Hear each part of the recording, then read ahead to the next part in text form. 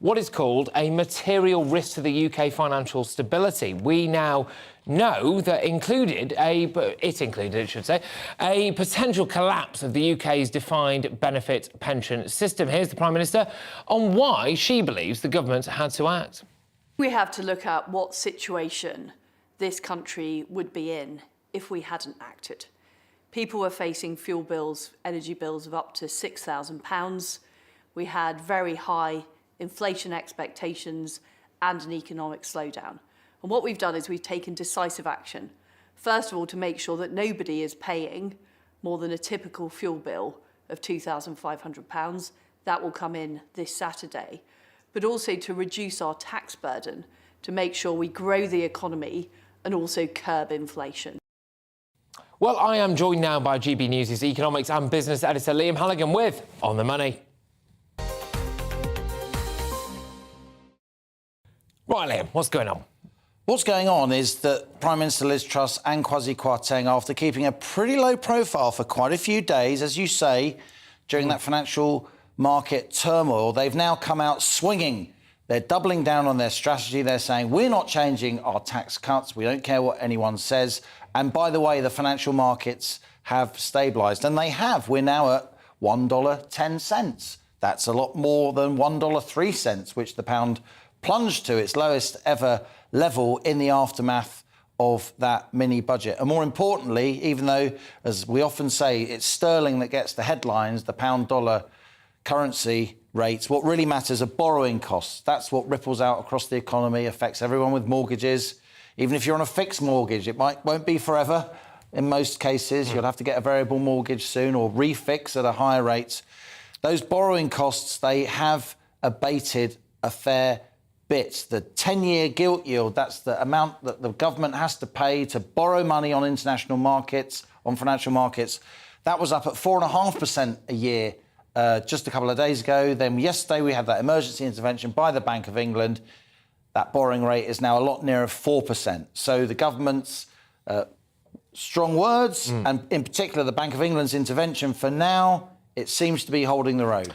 Does it seem as though there was a lot of panic about nothing, or not quite? I wouldn't say there's panic about nothing. When financial markets get a currency, a country in their crosshairs, when, as Boris Johnson said, the herd moves, that isn't nothing. That's really, really important. You know, financial markets can bring down governments. If financial markets decide they're not going to lend any money to a government, right, the country goes bankrupt. You know, all other news is blown away by that. That's what happened in 1976 here in this country. We had to go cap in hand to the International Monetary Fund for a bailout. It was like our economic Suez, you know. Suddenly we weren't this great power anymore. We're nowhere near that now, but the pound, for instance, going through parity with the dollar, becoming £1, $1, that would be global news. That would seem to be a loss of face. So there was certainly danger for the UK economy and political danger for the government. Again, if there'd have been a financial collapse, the Chancellor might have had to resign.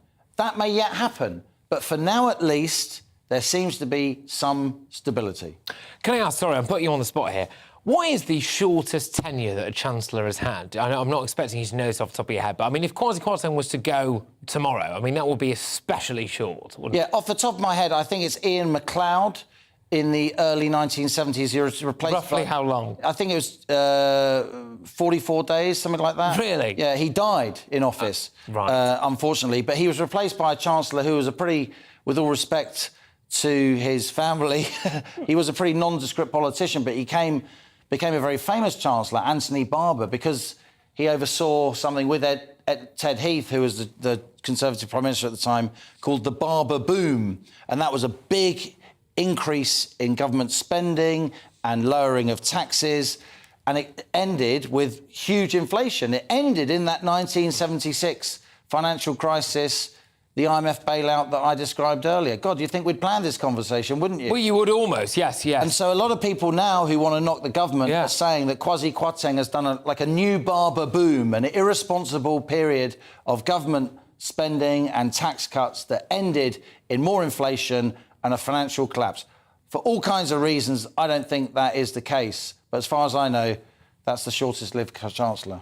Good stuff. Thank you very much, Liam. Cheers. It's Liam Halligan there, of course, our economics and business editor. Right, OK, so the economic fallout since the mini-budget, not so mini really, was it, has also attracted international attention. So Janet Yellen, the US Treasury Secretary, said that she was monitoring recent economic developments in the UK, and Gina Raimondo, the US Secretary of Commerce, stated that the policy of cutting taxes and simultaneously increasing spending isn't one that is going to fight inflation in the short term. Yes, OK. Well, joining me now to discuss the international reaction is Niall Gardner, the director of the Margaret Thatcher Centre for Freedom at the Heritage Foundation. Thank you very much. Great to have you on board. OK, all right. I can't help but feel as though we are being talked down to by America quite a lot at the minute. Joe Biden, or whoever is pulling his strings anyway, seems quite intent on talking Britain down. Patrick, many thanks for having me on the show today. And I have to say, it's really a bit rich of the Biden presidency to be lecturing Great Britain over economic matters. After all, the economic policies of the Biden administration have been an absolute disaster. You have soaring inflation in the United States. You have a stock market that has been in steep decline over the course of the last few months. The S&P 500 down 20%, NASDAQ down 30 to 35%. The US is heading for a recession. Also, this is a government in the United States that is spending huge amounts of taxpayers' money, trillions of dollars here, building up massive mountains of debt. And so the US is heading for economic calamity under the Biden presidency. And now they're lecturing Great Britain over its economic policy. And I think this is the height of, hypocrisy, frankly, from the United States. But also the Biden presidency, of course, it's a very left-wing administration. They do not like a Conservative government in Britain cutting taxes, actually. And so the British government should do exactly what it's doing right now, continue to cut taxes. Yeah, but how bad is it for Britain that our, I suppose, closest ally, at least on paper, appears to hate us? Well, I think, you have to distinguish the Biden administration, which is a very, very left-wing presidency, from, the vast majority of Americans, of course, love the United Kingdom. They love the British people. There was a huge outpouring of grief, of course, in the United States after the death of the Queen here. So, the American people, I think, really do love Great Britain and the British people. But you have a presidency in power that is very anti-Brexit, that lectures the UK over the Northern Ireland Protocol, issues threats over US-UK trade deal. Joe Biden started off his presidency by removing a bust of Winston Churchill from the Oval Office. Obama did the same thing here. This is what Democrats do, actually. And I think that it's important that the British government stays the course, advances free market policies, which are the exact opposite of the big government Biden administration. And so Liz Truss needs to continue doing what she is doing, staying the course here, cutting taxes, and setting an example, actually, for the United States to following. In fact, many conservatives in the US are praising what the British government is doing on the economic front. Well, it's bold, isn't it? But, I mean, I suppose the fundamental question when we look across the pond there is Joe Biden actually in charge? I mean, he doesn't appear to me to know what day of the week it is. Yeah, and that's a very good point, Patrick. And I think, without a doubt, Joe Biden is in a very steep state of mental decline. And you can see that from a whole series of incidents recently where Biden doesn't appear to know exactly what he's doing. And at the same time, I think also it's important to point out that the Biden presidency has really been hijacked by the far left wing of the Democratic Party. And Biden, of course, just goes along with this. And this is disastrous for not only for the United States, but also for the free world as well. After all, Biden is supposed to be the leader of the free world. A lot of the time doesn't seem to know what he's doing.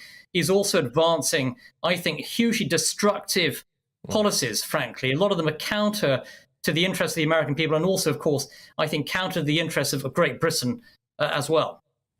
Yes, indeed. Niall, thank you very much. Niall Gardner there, director of the Margaret Thatcher Centre for Freedom at the Heritage Foundation. Right, we're moving away from that now. So, a US citizen accused of killing a 19-year-old motorcyclist outside the US military base in Northamptonshire has appeared in a UK court for the first time today. You'll all remember this case. So, Anne Sakoulis is accused of causing death by dangerous driving after Harry Dunn was killed in a collision outside a military base in August 2019. Westminster Magistrates Court has granted Sir Keolis unconditional bail today, and the case will next be heard at the Old Bailey on October 27th. Well, here to speak about this more is Home and Security Editor Mark White. Thank you very much, Mark. Who's at Westminster Magistrates Court for us? Mark, what's the latest? Well, Patrick, it's now more than 3 years, of course, since Harry Dunn, the 19-year-old, died in that collision near that military base in Northamptonshire. And Sir Keolis behind the wheel on that occasion. She left the country shortly afterwards, and there has been a process ever since there to try to get Sir Keolis to come back to the UK to face charges. That has now succeeded to an extent in that through her lawyers she has agreed to attend court via video link. There was a written requisition that was sent to Sir Keolis 3 days ago notifying her that she had been charged with death by dangerous driving and that she should appear in court on this day. So arrangements were made for her through her lawyers to appear via video link from the United States into court number 1 here at Westminster Magistrates Court, and family members of Harry Dunn were also packed into that court to listen to what was a very short initial court proceeding, just 15 minutes. As always the case in these serious cases, they are sent up to the higher court, the Crown Court, in this case the Central Criminal Court, the Old Bailey, on the 27th of October.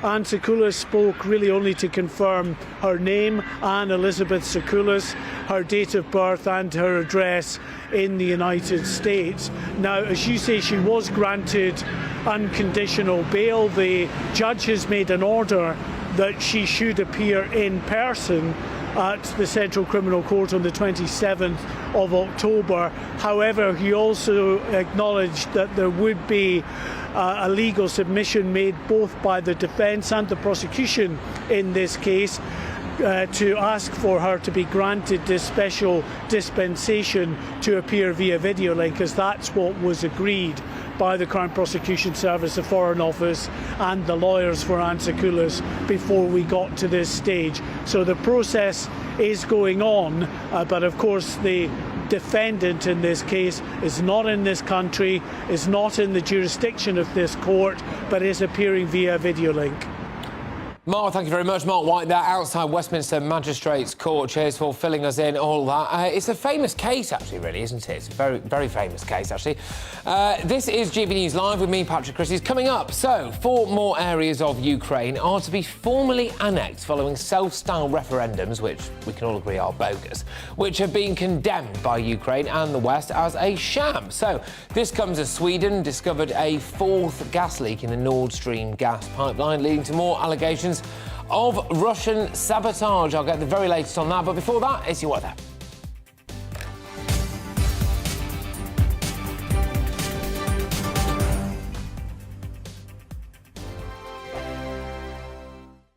We are GB News. And we'd like to say thank you to each and every one of you for helping our great nation find its voice. We're absolutely everywhere. Across England, Scotland, Wales and Northern Ireland. On TV, on radio and online. We're proud to be the People's Channel, Britain's news channel. On the Mark Steyn Show, we cover the stories a lot of people are scared even to mention. The stuff that really matters with some of the world's biggest thinkers. Now is his opportunity to kind of take the steering wheel of history. Break away from the flop at 8 o'clock on GB News with the Mark Steyn Show. Hello, I'm Esther McVeigh. And I'm Philip Davis. Whether you're watching or listening on TV, online or on radio, we handpick the latest stories, debates and expert opinions for your weekend. So whether that's politics, news or showbiz, we've got it covered. Join us every Saturday morning at 10 o'clock on GB News. Join my show Farage, 7 p.m. till 8 p.m. Monday through Thursday. And there you will get opinion, analysis, debate, and I'll cover stories that nobody else dares to touch. You've been cancelled. Join the club. Oh, my goodness me. And then for the last 15 minutes, talking pints. We're over a drink. We have a civilised conversation with someone. We very often disagree, but we do it in a grown-up way. Come and join me on Farage. Hi there, it's Stephen and Anne. At breakfast from 6 a.m, you'll always be caught up with everything you need to know, the latest headlines, opinions and debates. We'll bring you the good news and the bad, but most of all, we're here for you. Remember, send in your views and let us know what you would like us to talk about. That's because we're your news channel. And every morning at 6 a.m, it's breakfast on GB News. I'm Dan Wootton. Join me Monday to Thursday from 9 to 11 for the feistiest and most fun news debate on TV, where free speech reigns. I'll bring you a sharp take on the day's biggest stories, bombshell newsmaker interviews, and A-list guests. And I guarantee you, no spin, no bias, no censorship, and no reason to go to bed. That's Dan Wootton Tonight, Monday to Thursdays from 9 on GB News.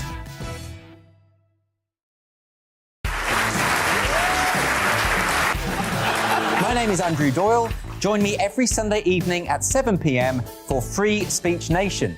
This is a show where we address current affairs and news stories of the week with the help of two wonderful comedian panellists. I brought in comics because I want to give it a lighter edge, and also they work for less. See you there.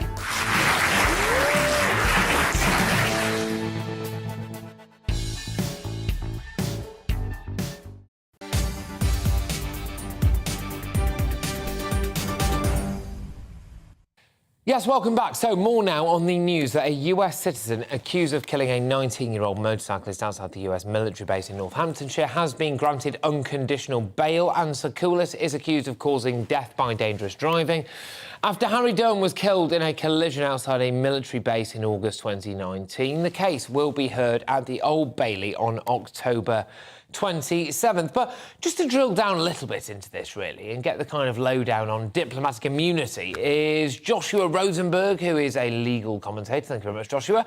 So just remind me, then, what diplomatic immunity actually is.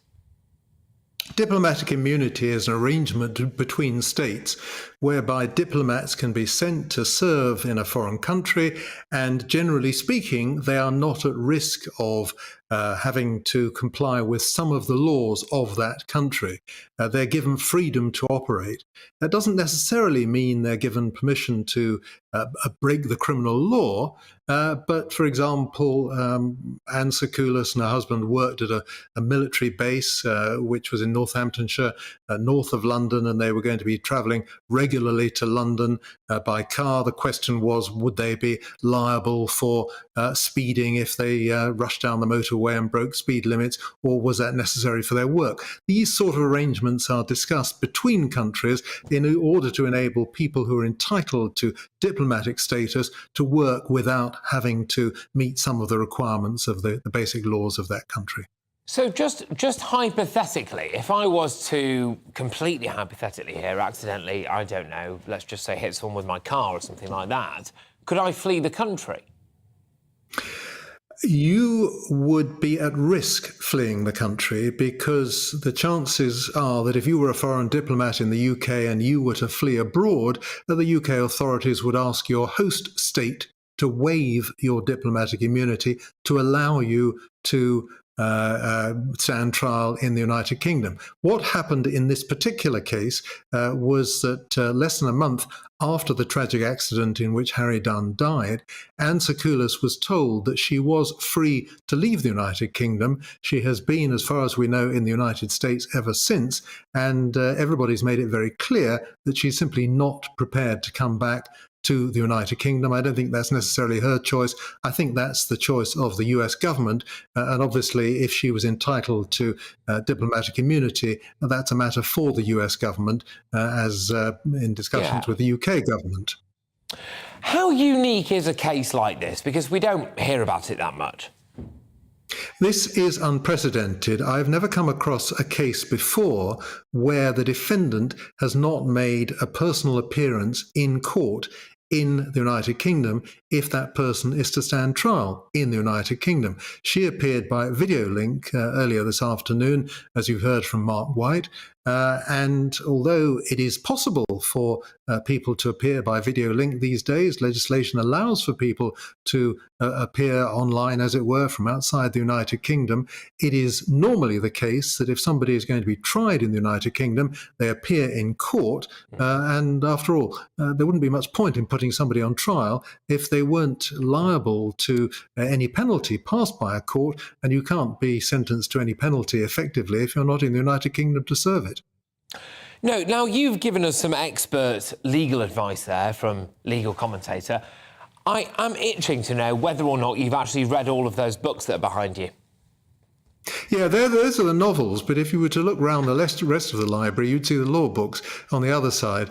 If you were to pick one of them, I wouldn't be able to necessarily tell you which paragraph was on. But yeah, those are novels and plays and poems and so on. Oh, because he's a learned man. Thank you very much, Joshua Rosenberg, the legal commentator. Right, OK, so coming up after the news, this could have been written about me. Overweight, tired, a layabout. That's what a recent health survey says that are basically the nation, frankly. So there we go. We will be chewing the fat, yes, very good, after we hear the news from Rhiannon.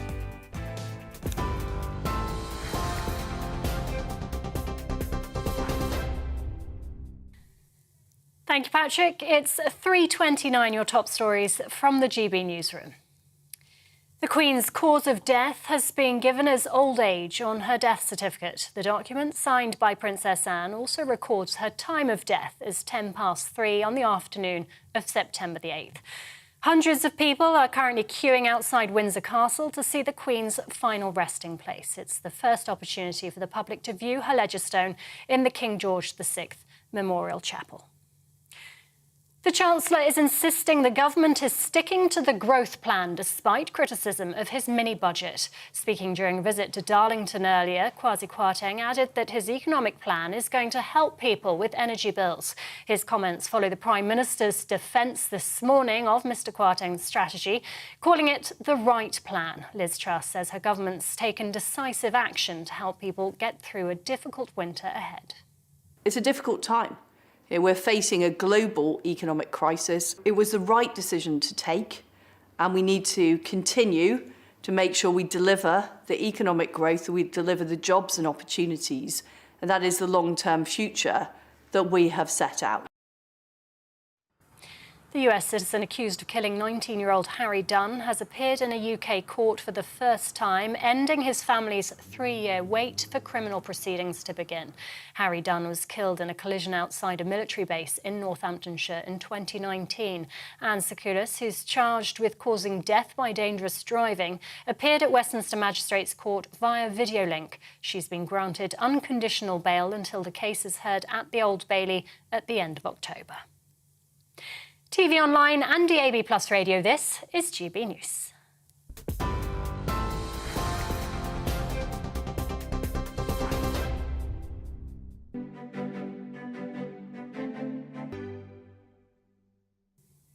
Here's a quick snapshot of today's markets. The pound will buy you $1.096 and 1.126 euros. The price of gold currently stands at £1,504.52 per ounce.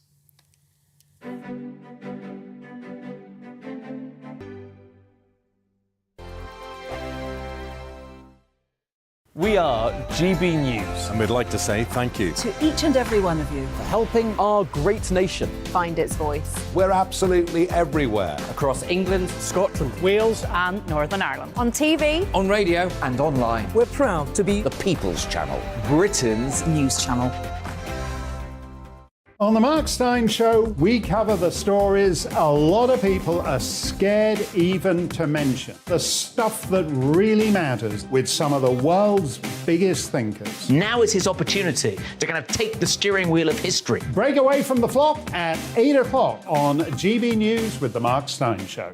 Hello, I'm Esther McVeigh. And I'm Philip Davis. Whether you're watching or listening on TV, online or on radio, we handpick the latest stories, debates and expert opinions for your weekend. So whether that's politics, news or showbiz, we've got it covered. Join us every Saturday morning at 10 o'clock on GB News. Join my show Farage, 7 p.m. till 8 p.m. Monday through Thursday. And there you will get opinion, analysis, debate, and I'll cover stories that nobody else dares to touch. You've been cancelled. Join the club. Oh my goodness me. And then for the last 15 minutes, talking pints. We're over a drink. We have a civilised conversation with someone. We very often disagree, but we do it in a grown-up way. Come and join me on Farage. Hi there, it's Stephen and Anne. At breakfast from 6 a.m, you'll always be caught up with everything you need to know, the latest headlines, opinions and debates. We'll bring you the good news and the bad, but most of all, we're here for you. Remember, send in your views and let us know what you would like us to talk about. That's because we're your news channel. And every morning at 6 a.m, it's breakfast on GB News.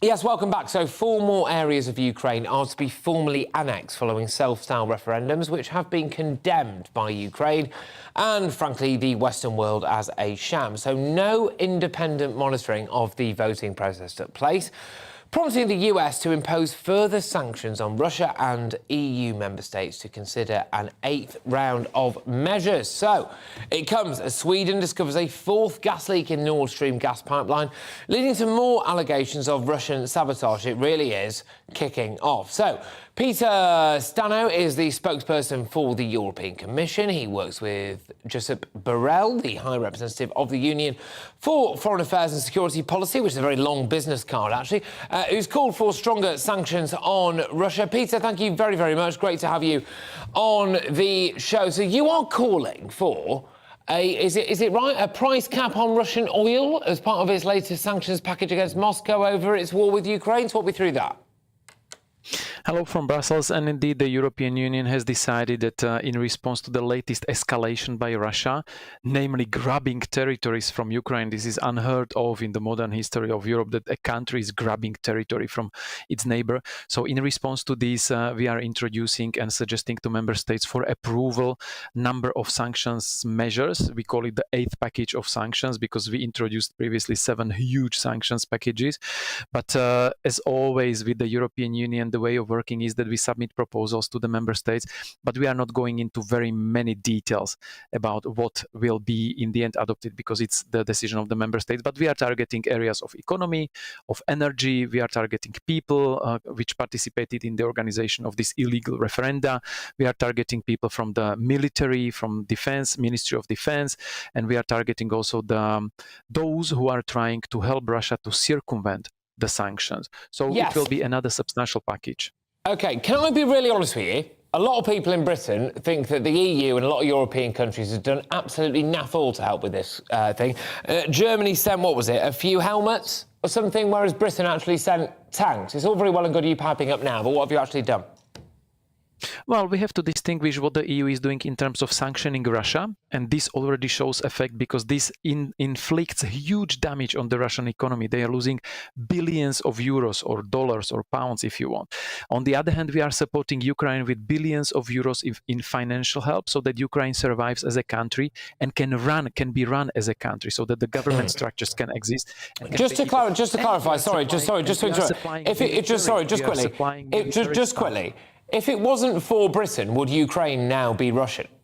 Because you didn't do anything in Brussels, did you? Well, it would be, wouldn't it? Because the EU is sending substantial help, and this was acknowledged. Were by the you at the Ukrainian start? Partners. No. Let's have this right, because Germany sent a few helmets, and that was about. True. That's not true, actually. This is information from maybe earlier this year, but Germany is sending considerable amounts of military hardware and equipment.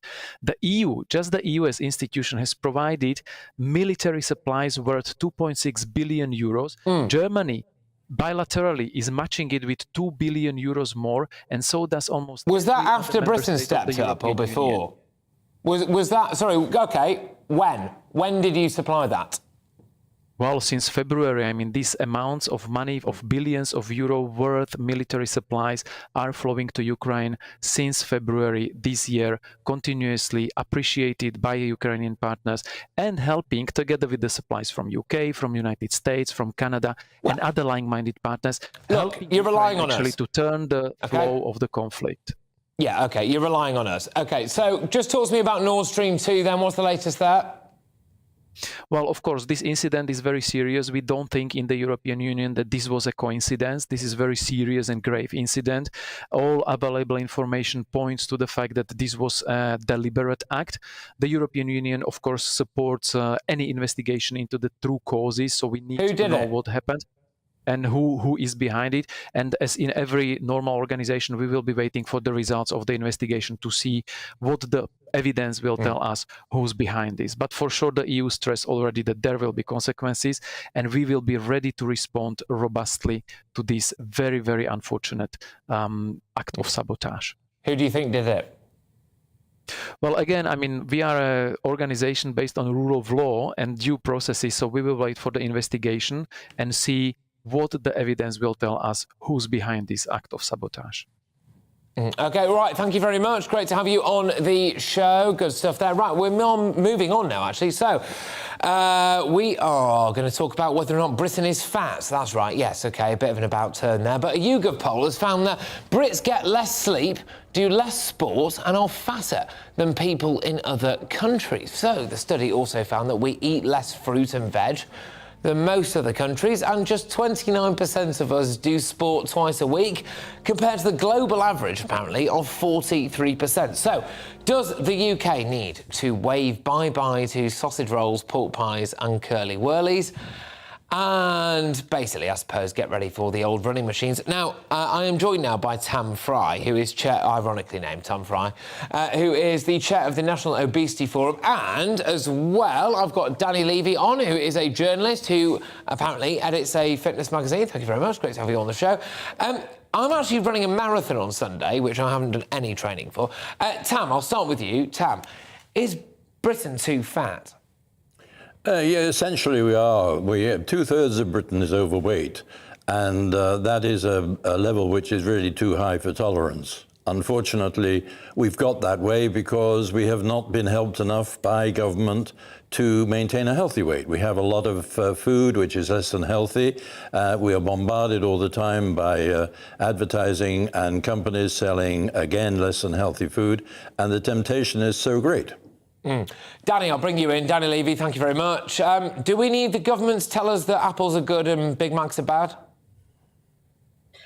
No, we absolutely don't. I think there's an abundance of information out there. It's not rocket science. It is very disappointing that there are talks of scrapping the sugar tax now. I mean, that is a huge move backwards, and to claim that that's helping to support low-income families is absurd. It is not expensive to eat well. It's not expensive to eat healthily. And I think that we all know what healthy food is. Come on. Yeah, Tam, I mean, you know, do you really need Jamie Oliver to go and ruin school dinners?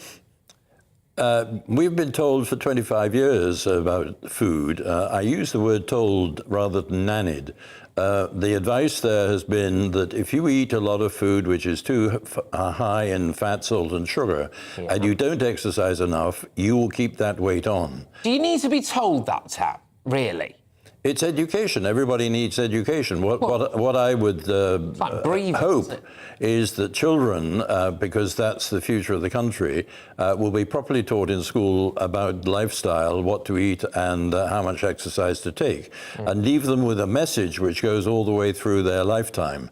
That's not happening, and we're meeting the outcome of that.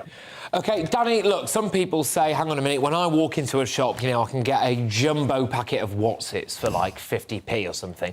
Whereas, I don't know, a chicken is £5, right? So actually, is it cheaper to eat rubbish food? Are you talking to me? It's easier to eat rubbish food, but I don't think that it's necessarily cheaper. You could opt for oats, for example, over a high sugar cereal, and the oats would probably be cheaper. I think that high sugar food is, by and large, pushed in our faces. But are we Well, on educated? that, sorry, Danny, sorry to interrupt, Danny, but it's a really good point, actually. And to be fair on Tam, he does make a good point. And it's about advertising, right? And I suppose it's a difficult one, isn't it? Because we want a free market and we want capitalism, I suppose, broadly speaking. So therefore, people have to advertise, right? That's how you sell a product. But at the same time, if you're advertising things that are bad for us, then maybe people are susceptible to that. Do you think that things like, you know, fast food adverts should be banned, Danny? No, I don't. I think that people are intelligent enough and educated enough to make their own choices. And if you are stuffing your face full of junk food, that is a choice that you are making. And a well-educated choice at that. I think that we're almost glamorizing being overweight as a society now, and making people feel that that's okay, and it's just not. That's a really interesting point, actually, and it's something that a lot of people shy away from, which I won't do, crucially because you've raised it, Danny, and therefore I can use you as my get-out-of-jail-free card. Tam, are there too many fat people in adverts? Yes, absolutely. And for you. Yeah, Tam, advertising is on the rise. Tam Fry. Are there too many fat people in adverts? Yes. And I would want to see all adverts off the screen up until 9 o'clock for unhealthy food, not just for the children, but also for the parents. After 9 o'clock, okay, people can make up their mind as to what they're being told, whether it's good or bad, whatever. But children particularly, that's my specialist area, are very susceptible to the cunning messages which advertisers use. You can understand that the advertisers want to get as much of their trade across as possible, but they don't really take into account the gullibility of children. Look, Tam, you make a very, very good point, actually, because, you know, for example, so I was at Liverpool Labour Party conference in Liverpool, right? So I drove back down to London on Sunday, I think it was, and I didn't want a McDonald's at all. I had no intention of getting a McDonald's. And by the 5th service station, I got myself a Big Mac. Now, I would not have done that if it wasn't for the giant big M's that were there the whole time. So there is a truth about advertising and the message that it pumps onto people. Danny, can I ask, why is Britain or Brits especially unhealthy? I mean, when we go abroad, right, we don't seem to be any healthier than anybody else for some reason. Why is that? I do think that the weather plays a part. I mean, certainly in a lot of the other Mediterranean countries, children especially are encouraged to get outside and play more, whereas we've turned into this kind of gaming society where we're spending a lot of time indoors, etc. And we're making children think that that's okay. And I think that we have to address exercise and movement. Well, that's a big thing. That is a big thing, actually. Tam, I'll throw it back to you now. Do you think that if you raise a fat child, it's child abuse? Yes. I think it's pernicious that you should not recognise what is a healthy weight for your child, and you either feed them yourself or you allow them to have the money to go off and buy bad food for themselves, and they become fat. It's been actually part of the law for many, many years that it is a form of child abuse and neglect. Well, that's a really interesting point, actually. I'm glad we're having this chat, actually, because, Danny, I'll throw it back to you for the final word. In fact, I did a story yesterday, actually, about basically whether or not the state should feed kids, right? So Labour want to basically get the taxpayer to pay for breakfast for school children, right? So, but, you know, is that a good thing or not? Do you think, just on that note, if you raise a fat child, then it's child abuse? Should you also just be responsible for feeding it generally? I think that this is a debate about government responsibility, and as a parent, you should be responsible for your child. You seldom see an overweight child with a slim parent. Usually, if the child's overweight, the parents are too. And I think it's the parents' responsibility, and I don't think there's a lack of information out there for parents.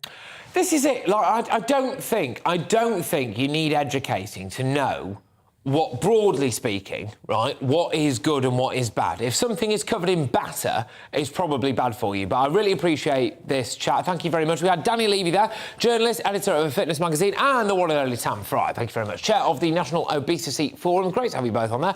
What do you think? GBviews at gbnews.uk. Get in touch. Lots of you have been getting in touch with your thoughts on criticism of the economic situation in the UK by Joe Biden, by the US, really, or, well, frankly, whoever talks for Joe Biden. But anything that upsets the Democrats, the IMF, the Labour Party, and hopefully the EU, good grief, we're playing bingo here, gets my vote. Who's that from?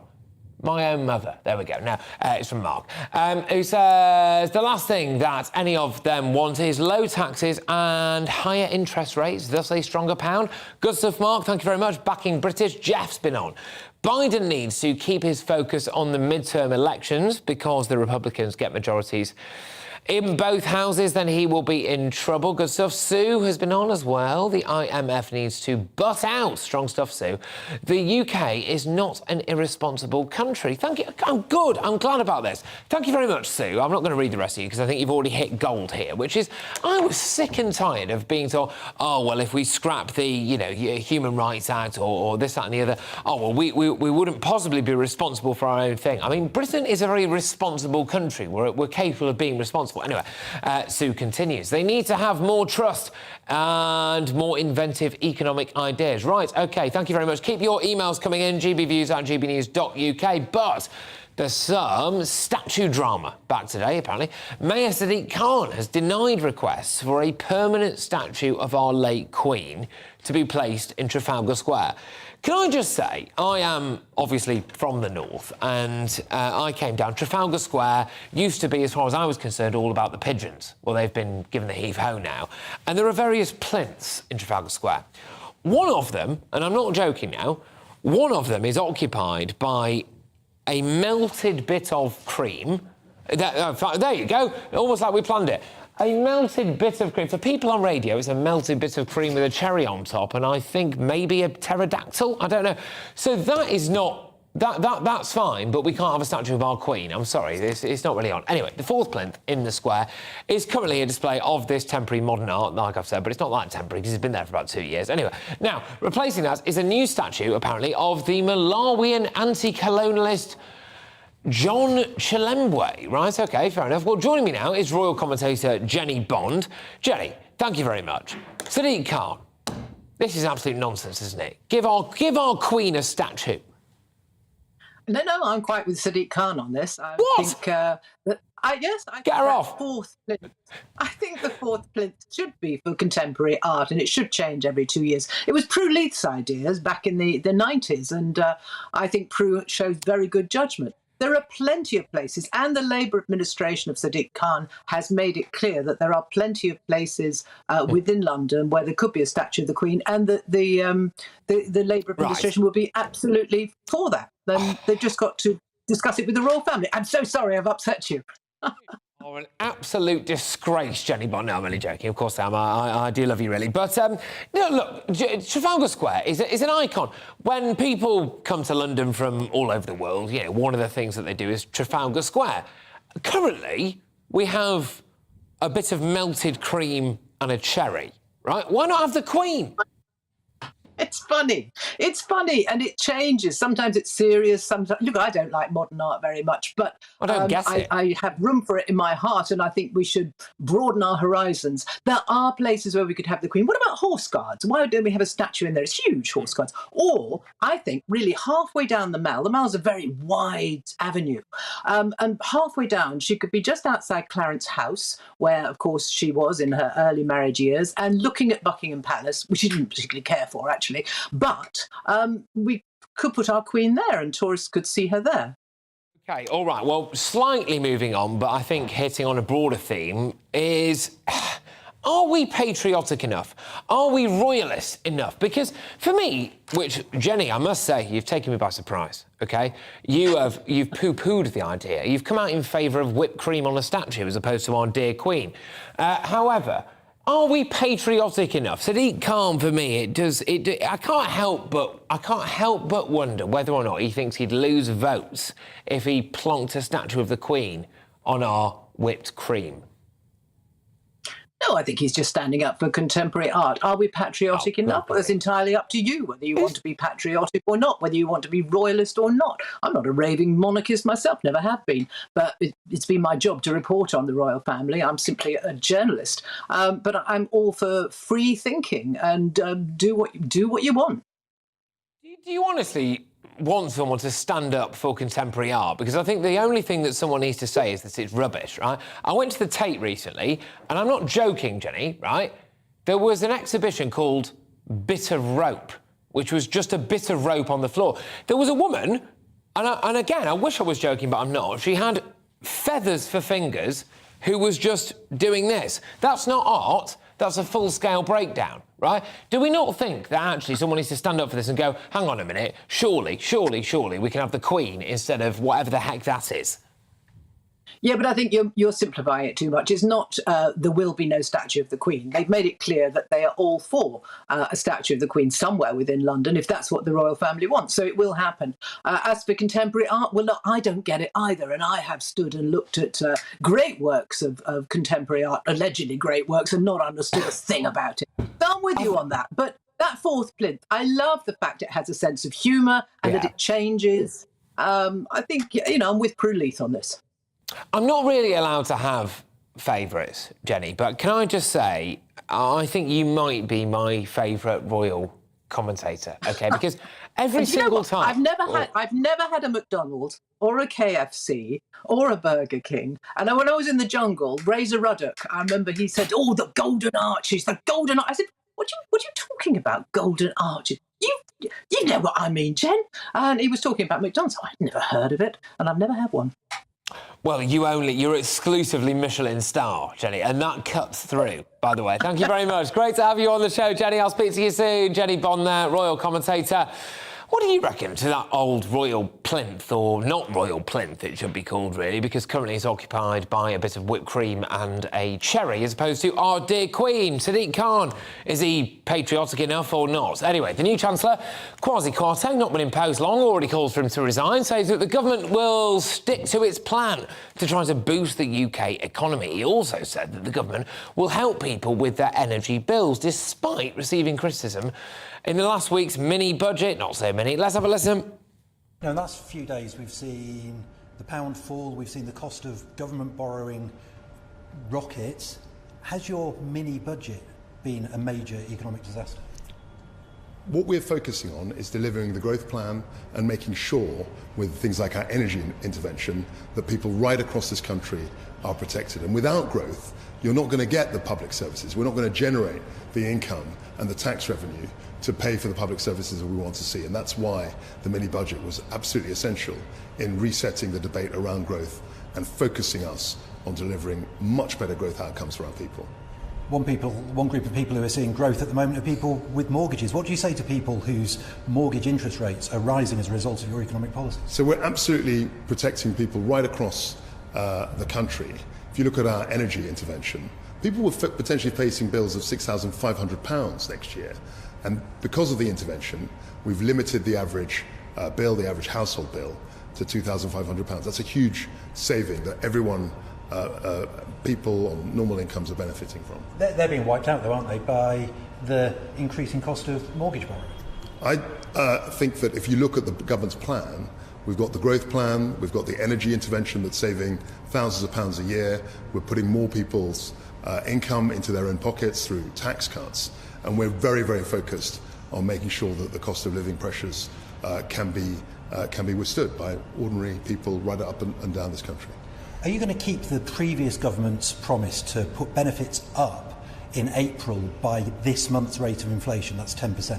So we're talking about helping people in the round. It's premature for me to come to a decision on that, but that we are absolutely focused on making sure that the most vulnerable in our society are protected through what could be a challenging time. And the same for pensions, the triple lock, is that guaranteed to go up at this month's inflation rate, 10%? The Prime Minister has been absolutely committed to the triple lock, and we're absolutely committed to maintaining it. OK, yes, sorry, we're talking about Asian Hornets now, so we will be giving you a report very shortly, yes, you did hear that right, about actual bees that are massive, and apparently in Essex, beekeepers are being warned to remain vigilant after Asian Hornets were spotted in the country. Now, you may have caught me off guard there, OK, so I thought we were coming back from that clip a little bit later than we actually were. The reason why you caught me off guard is because Polly Middlehurst, who's over there right now, is doing the news, and yesterday, whilst we were off air, she told me about this massive story about killer Asian Hornets, and I have vowed to do it twice, and that is why you caught me off guard. Patrick Christys here, but before that, it's your weather and then maybe a bit of Polly as well. Who knows?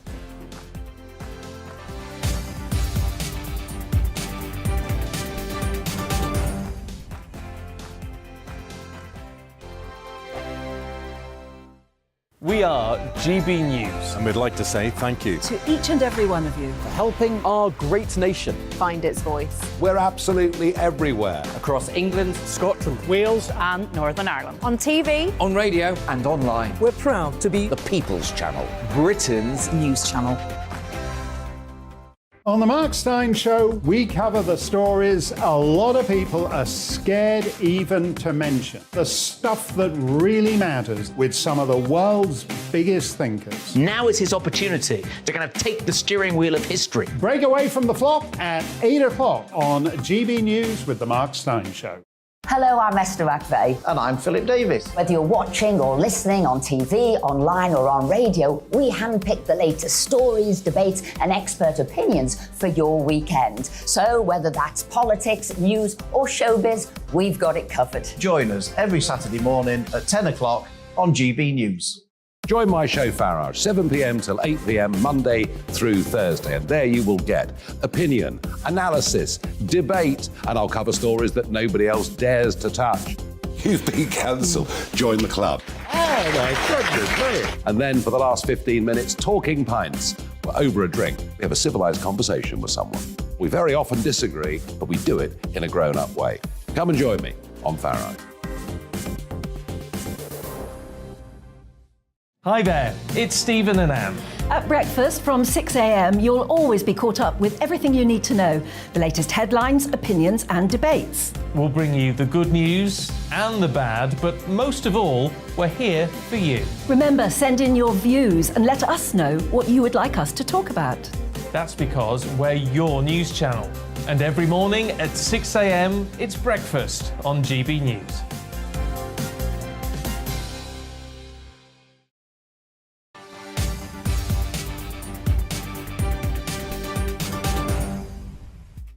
Yes, welcome back. It's 4 o'clock. This is GB News Live with me, Patrick Christys. Now, the latest news and analysis across the next hour. So, the Prime Minister was lost for words at times this morning as she faced her first interviews since the economic fallout surrounding her government's mini-budget. Liz Truss engaged in a lengthy pause on one occasion when asked about the impact of her tax-cutting agenda on people's mortgages across the UK, but she did fight back, claiming the UK is on a better trajectory for the long term thanks to her economic vision. Also, she's had her hair done as well, which I think is a nice touch. Is she right? And do financial markets still have faith in her and the Chancellor Kwasi Kwarteng? Also this hour, Home and Security Editor Mark White will give you the latest from Westminster Magistrates Court as a US citizen is accused, allegedly, of killing a 19-year-old motorcyclist outside the US military base in Northamptonshire, and she appeared for the first time. And Security is accused of causing death by dangerous driving, but has been granted diplomatic immunity, of course, as well. So we'll give you all of the updates on all of that with Mark White. Should we condemn players as well who go and play at the Qatar World Cup this winter? More reports in the UK press today, once again bringing into question security in the country and its human rights record. But before that, without further dither and delay, it's Polly Middlehurst with the news.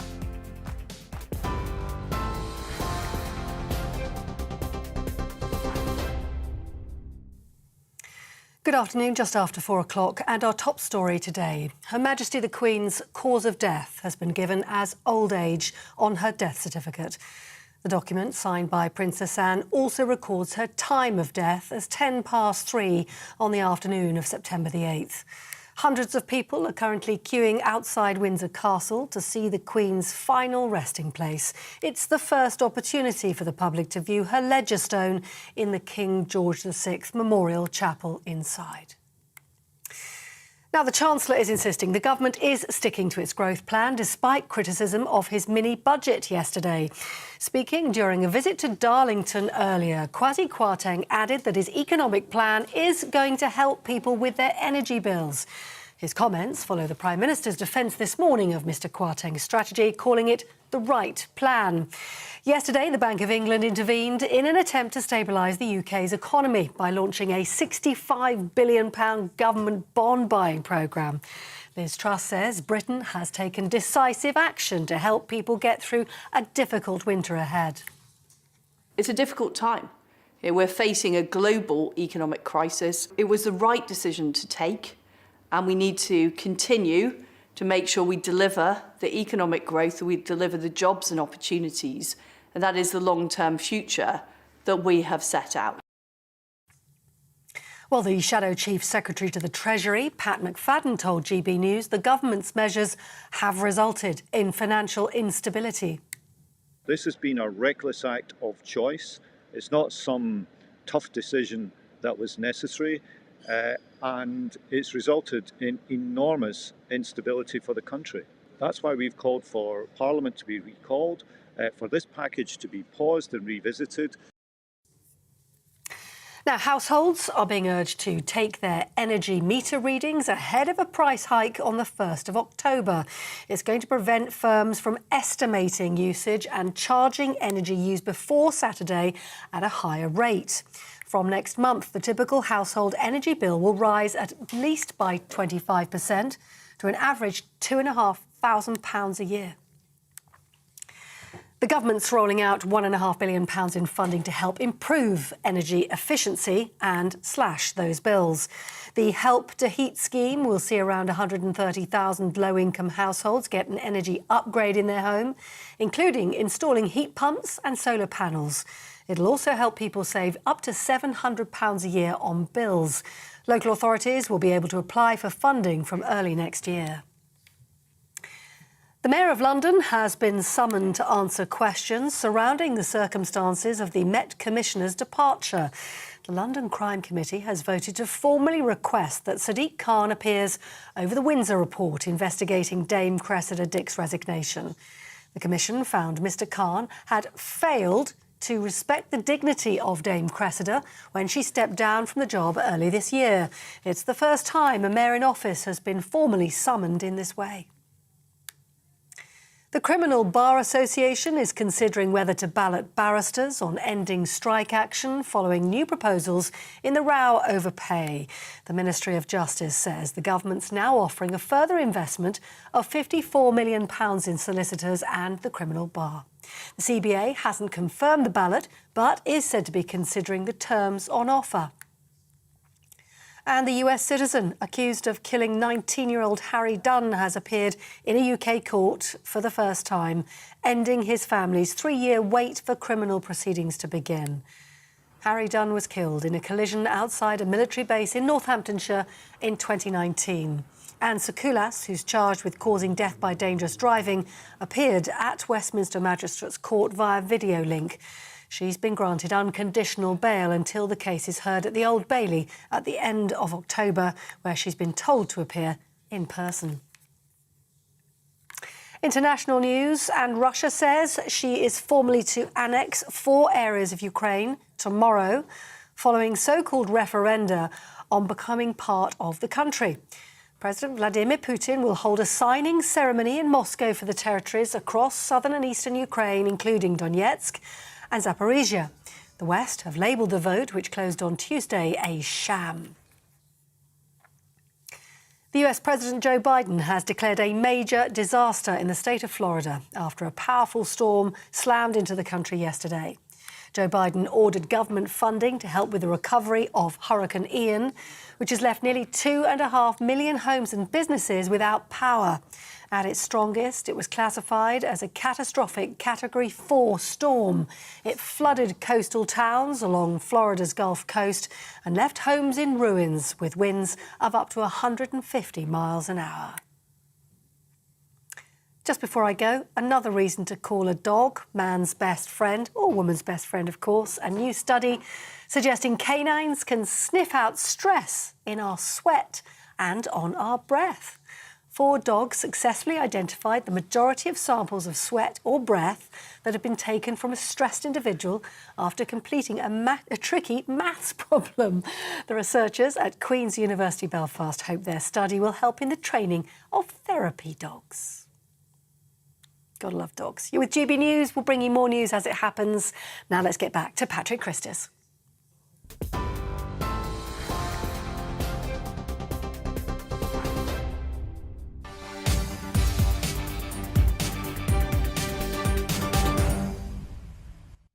Welcome back, everybody. Now, it's caused chaos on the markets and sent the pound plummeting to a record low, but the Chancellor insists the government is sticking to its growth plan. That's despite this mini-budget prompting the Bank of England to intervene in an attempt to stabilise the UK's economy by pledging to buy billions of pounds worth of government debt in bonds. So, the Prime Minister, Liz Truss, faced criticism for recent days after her silence. I think she was missing a bit, really, wasn't she? Fallout as well, of course, to, frankly, going missing, really, when it came to the latest economic crisis. But, she insists it was the right plan.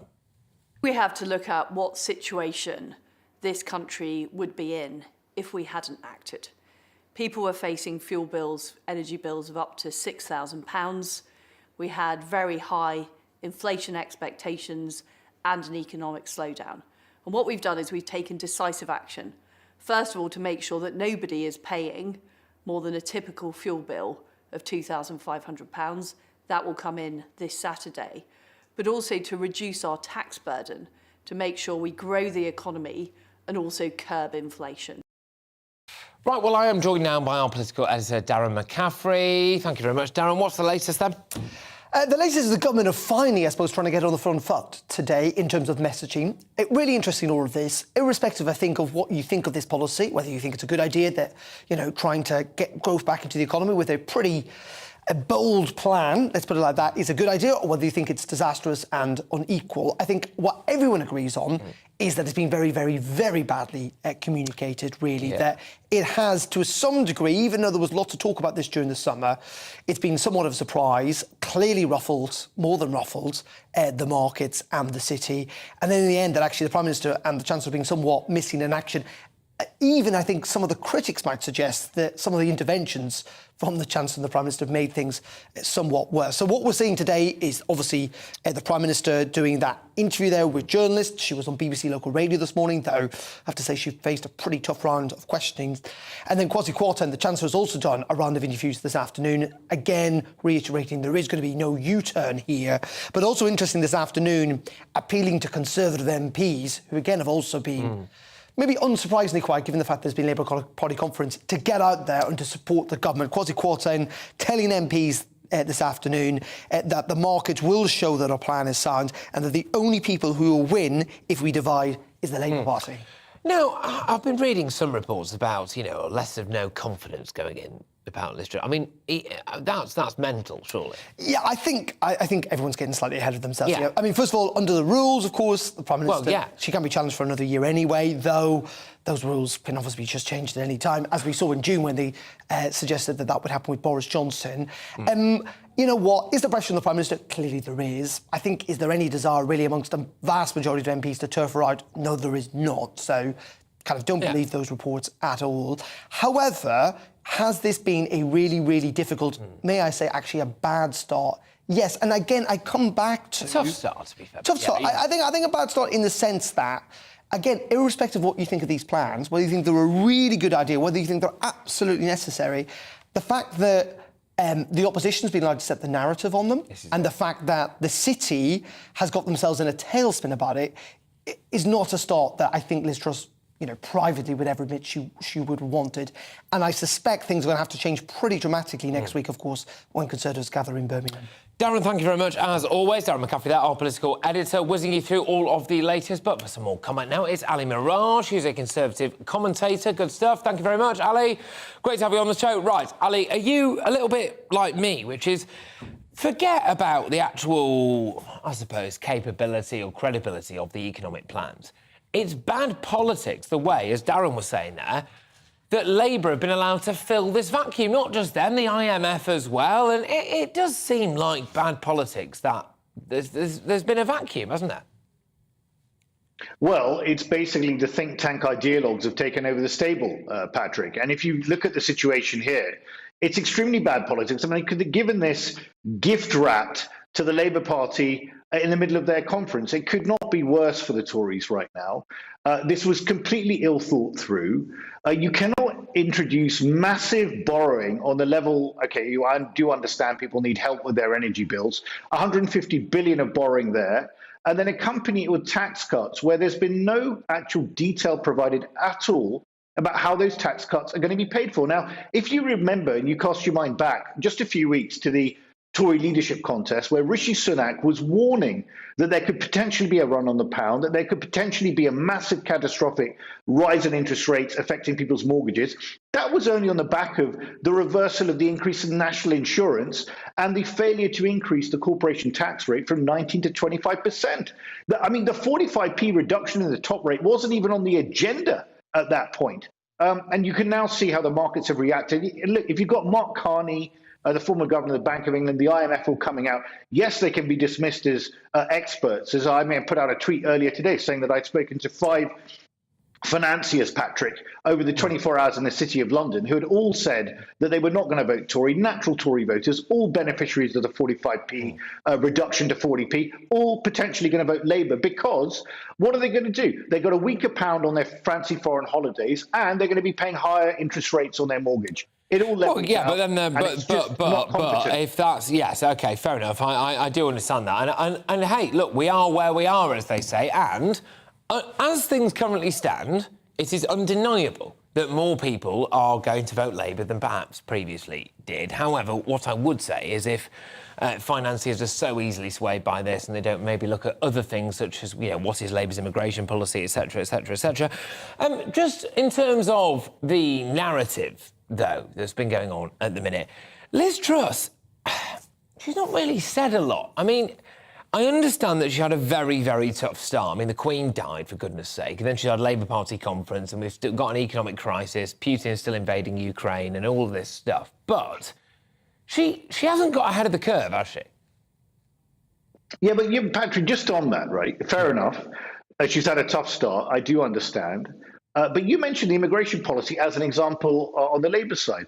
I mean, the Tory immigration policy, from what we understand, is going to be Singapore on the Thames, utter complete liberalisation. Now, that's not something that the Tories in the Red Wall voted for, as I remember. What they wanted was controlled immigration and the numbers to actually come down. So I don't think that's a particularly great example. It's true. Right?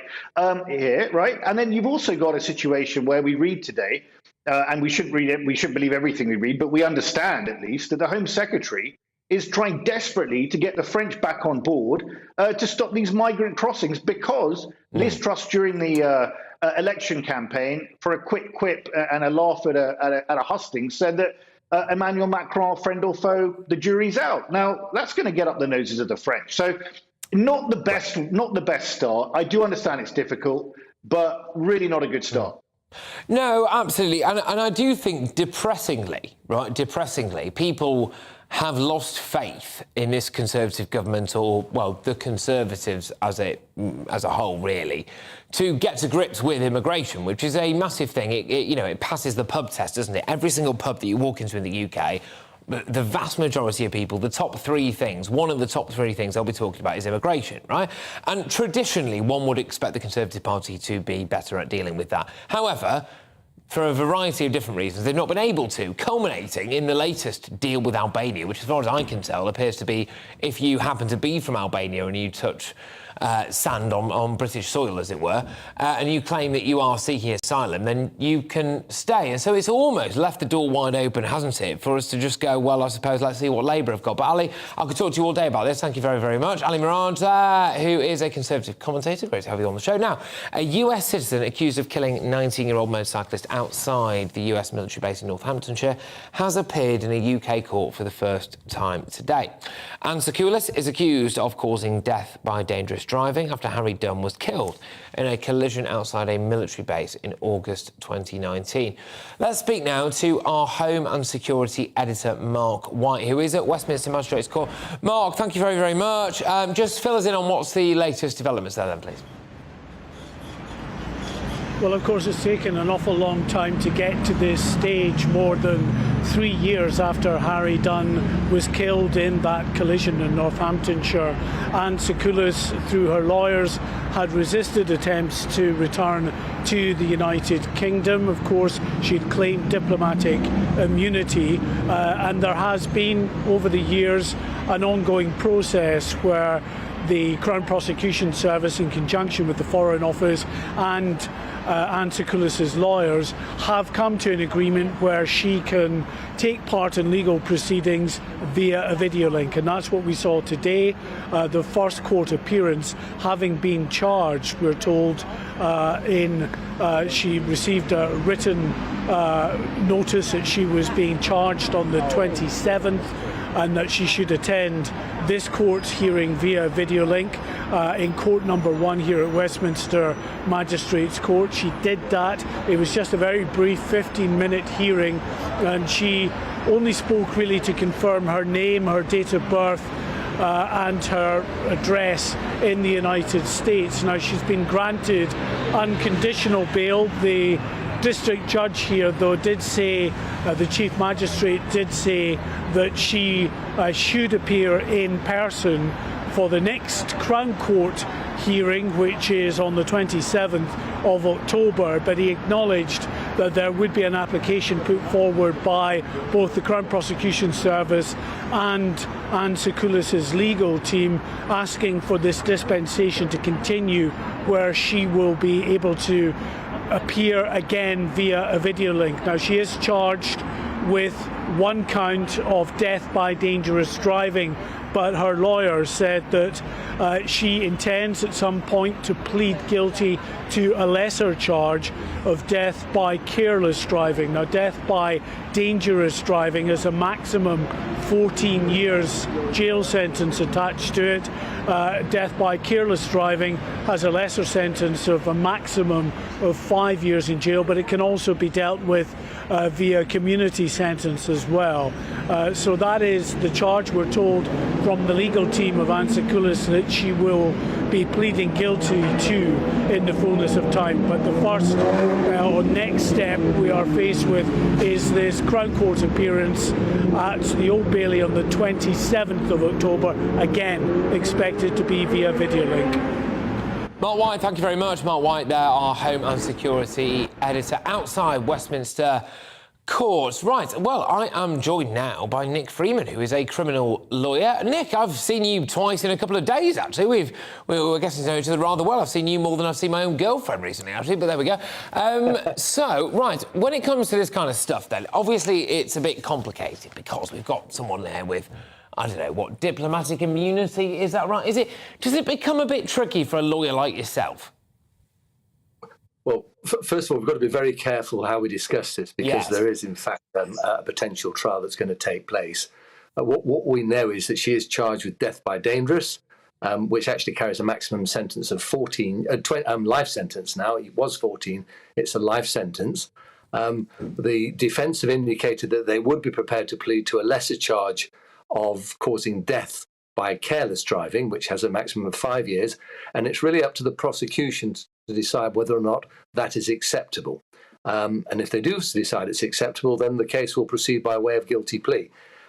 In terms of, first of all, there may or may not be an argument in terms of diplomatic immunity, and I'm not going to make any further comment about that. In terms of whether the Crown want to run a trial by death by dangerous, they would have to prove that her driving fell far below the standard of the ordinary competent and prudent man. So it basically falls on legal definitions, and the low end of dangerous driving and the high end of due care are very similar. So I can't say anything more than that. Of course. No, absolutely. But I suppose that's what the trial's for, isn't it? But Chief Magistrate apparently told the defendant... Yeah. We can't gainsay what the Crown are going to say. No, absolutely. Well, apparently the Chief Magistrate told the defendant, Anne Secoulis, that she would be required to appear in person at the Old Bailey for the next hearing. Yeah. Can he enforce that? I mean, can that be made to happen? Absolutely.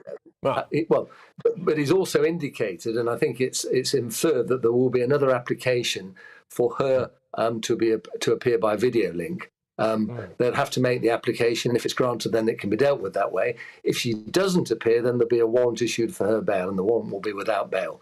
So at the moment, she's on unconditional bail, but what that means is she must attend the Old Bailey on the 27th, but that is subject to any variation upon application by presumably the defence, who will say, look, it's a long way. The case might, if the Crown accept the plea, then she may have to attend. I doubt very much that she'd be sentenced in her absence, but we're just going to have to wait and see. Nick, thank you very much. Just very quickly, can I ask you a slightly personal question? Don't worry, it's not going south. In terms of becoming so people might know you as Mr. Loophole or whatever. How did you get on in law? Because when the pandemic happened, and I thought that.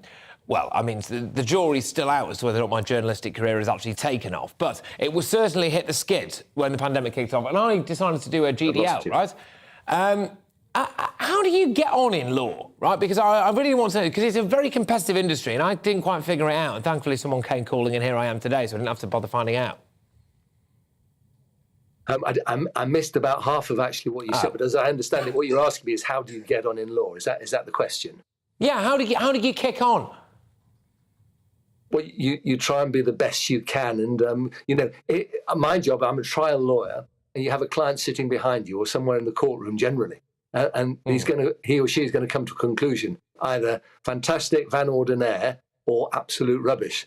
And that's basically how it starts. And then the press tend to get involved because of the clients, and if you get results, it's a snowball, and it's gone on for a long, long time. So that's really how you do it. You're your own personal advert every time you do a case. So it's down to you. And of course, if you're getting results, the press do an awful lot for you.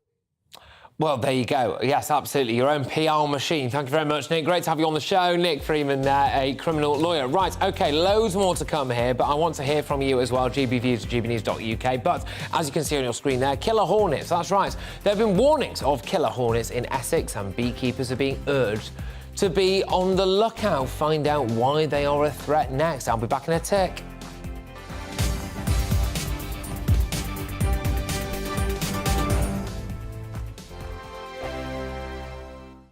We are GB News. And we'd like to say thank you to each and every one of you for helping our great nation find its voice. We're absolutely everywhere. Across England, Scotland, Wales and Northern Ireland. On TV, on radio and online. We're proud to be the People's Channel, Britain's news channel. On the Mark Steyn Show, we cover the stories a lot of people are scared even to mention. The stuff that really matters with some of the world's biggest thinkers. Now is his opportunity to kind of take the steering wheel of history. Break away from the flock at 8 o'clock on GB News with the Mark Steyn Show. Hello, I'm Esther McVeigh. And I'm Philip Davis. Whether you're watching or listening on TV, online or on radio, we handpick the latest stories, debates and expert opinions for your weekend. So whether that's politics, news or showbiz, we've got it covered. Join us every Saturday morning at 10 o'clock on GB News. Join my show, Farage, 7 p.m. till 8 p.m. Monday through Thursday. And there you will get opinion, analysis, debate, and I'll cover stories that nobody else dares to touch. You've been cancelled. Join the club. Oh, my goodness, brilliant. And then for the last 15 minutes, talking pints. We're over a drink. We have a civilised conversation with someone. We very often disagree, but we do it in a grown-up way. Come and join me on Farage. Hi there, it's Stephen and Anne. At breakfast from 6 a.m, you'll always be caught up with everything you need to know, the latest headlines, opinions and debates. We'll bring you the good news and the bad, but most of all, we're here for you. Remember, send in your views and let us know what you would like us to talk about. That's because we're your news channel. And every morning at 6 a.m, it's breakfast on GB News. I'm Dan Wootton. Join me Monday to Thursday from 9 to 11 for the feistiest and most fun news debate on TV, where free speech reigns. I'll bring you a sharp take on the day's biggest stories, bombshell newsmaker interviews, and A-list guests. And I guarantee you, no spin, no bias, no censorship, and no reason to go to bed. That's Dan Wootton Tonight, Monday to Thursdays from 9 on GB News.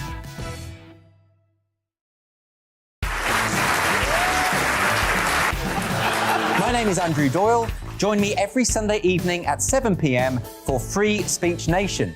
This is a show where we address current affairs and news stories of the week with the help of two wonderful comedian panellists. I brought in comics because I want to give it a lighter edge, and also they work for less. See you there.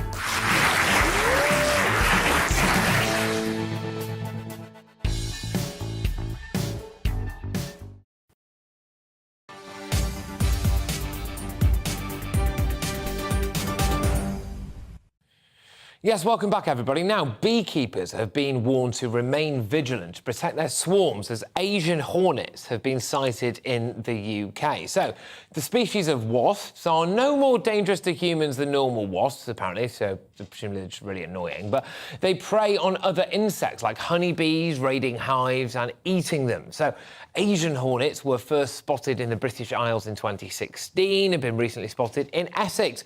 So apparently Essex is now the epicentre of Asian hornets, but there we go. What does the resurgence of these insects mean for UK bees? I know, we're all clamouring it, aren't we? We're shouting at our TV screens. Well, here we go. Joining me now is the chair of the London Beekeepers Association. It's the one and only Richard Glassborough. Richard, thank you very, very much. How terrified of Asian hornets are you? To be honest, no, I'm not. They're not ideal, but it's a problem that is at the moment, the National Bee Unit is able to track down the nests and destroy them. Eventually some of them will get through, and eventually they will become part of one more thing that we beekeepers are having to deal with. But they're part of nature. Sorry, just to be sure. So I'm terrified of bees and wasps and things. I think it's because I've never been stung, but hornets scare the living daylights out of me. I think it's the name more than anything. Are they here to stay? Asian hornets or European hornets? European hornets have been here forever. I don't know about hornets. I think you're right. A lot of people are afraid of hornets more than bees and wasps. They don't get a good press. They're actually not aggressive. They're less aggressive to humans than wasps are. But it's a hard argument to convince people of that. But it's true. And a lot of these, I couldn't call the Asian hornet a beneficial insect, but certainly wasps and European hornets definitely are beneficial. That's really interesting. That's really interesting because you've said there that they're less aggressive. I think people think just because they're bigger, right, that they're more terrifying, presumably more aggressive, right? But that's not the case. How do they differ, apart from size? How do they differ to wasps? Good question. Both wasps, well, they're obviously related to wasps. They're part of the same wasp family. They are carnivores. Wasps are carnivores too. I don't know if the Asian hornet has any role in pollination. I know the European hornet does, as wild pollinators. And European hornets also have some role to do with yeast. So, I mean, there's many good things once you get to know them, but people don't give them a chance to get to know. Yes. It is a worry when you get a story like this that a lot of beneficial natural world will be hunted down, misidentified. So you don't think that we should be calling them killer hornets, for example? No, I don't. No, that's a shame. OK, right, thank you very much, Richard Glassborough. They're talking about definitely non-killer hornets. Cheers for getting involved with the show. He is the chair of the London Beekeepers Association. Right, so lots of you have been getting in touch with your thoughts on Sadiq Khan reportedly blocking a statue of the Queen on Trafalgar Square. So Mark's been on. Mark says, as our great Queen Elizabeth II was our longest serving of all, why not remove Queen Victoria? Oh, this is controversial, Mark. Why not remove Queen Victoria and place her somewhere else and put our great Queen Elizabeth II in her place, where she should stand forever? OK, interesting stuff. What do you make of that? Barbara's been on. A fourth pillar is not good enough for our Queen. Yeah, this is more like it, Barbara. Her statue should be outside Buckingham Palace or Windsor Castle, like Queen Victoria. Queen Elizabeth II deserves something much more majestic than Trafalgar Square. It's true, actually, because I think, for the most part, Trafalgar Square is synonymous with pigeons, isn't it? Which is probably not befitting of Her Majesty the Queen. Francis has been on. The government should create a fitting memorial, such as the Albert Memorial or the Victoria Memorial, overruling Khan and obeying the wishes of the British people. Strong stuff. I love to see it. Right, OK, coming up next. The UK is set to be gripped by more strikes in the coming days, with Royal Mail workers launching a 48-hour strike on Friday.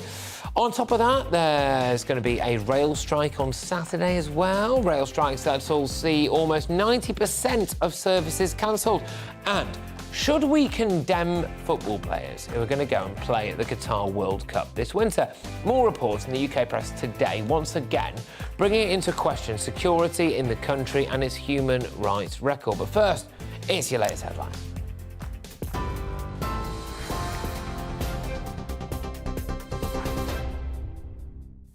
Patrick, thank you. The top stories. The Chancellor says the government's sticking to its growth plan despite criticisms of his mini-budget. Speaking for the first time since announcing the tax-cutting measures, Kwasi Kwarteng said his economic strategy will help people with their energy bills and will support those struggling with cost-of-living pressures. During a visit to Darlington today, he also said the government's committed to maintaining the pensions triple lock. What we're focusing on is delivering the growth plan and making sure, with things like our energy intervention, that people right across this country are protected. And without growth, you're not going to get the public services. We're not going to generate the income and the tax revenue to pay for the public services that we want to see. And that's why the mini-budget was absolutely essential in resetting the debate around growth and focusing us on delivering much better growth outcomes for our people. The US citizen accused of killing 19-year-old Harry Dunn has appeared in a UK court for the first time, ending his family's 3-year wait for criminal proceedings to begin. The teenager was killed in a collision outside a military base in Northamptonshire in 2019. Anne Sakulas, who's charged with causing death by dangerous driving, appeared at Westminster Magistrates Court via video link. She's been granted unconditional bail until the case is heard at the Old Bailey at the end of October. And the Queen's death certificate shows Her Majesty died of old age. The document, signed by Princess Anne, also records her time of death as being 3:10 on the afternoon of September the 8th. Hundreds of people are currently queuing outside Windsor Castle to see her final resting place. It's the first opportunity there's been for the public to view her ledgerstone in the King George VI Memorial Chapel. There are your headlines. You're up to date on TV, online and on DAB+ radio. You're with GB News, the People's Channel, and Patrick's back in just a bit.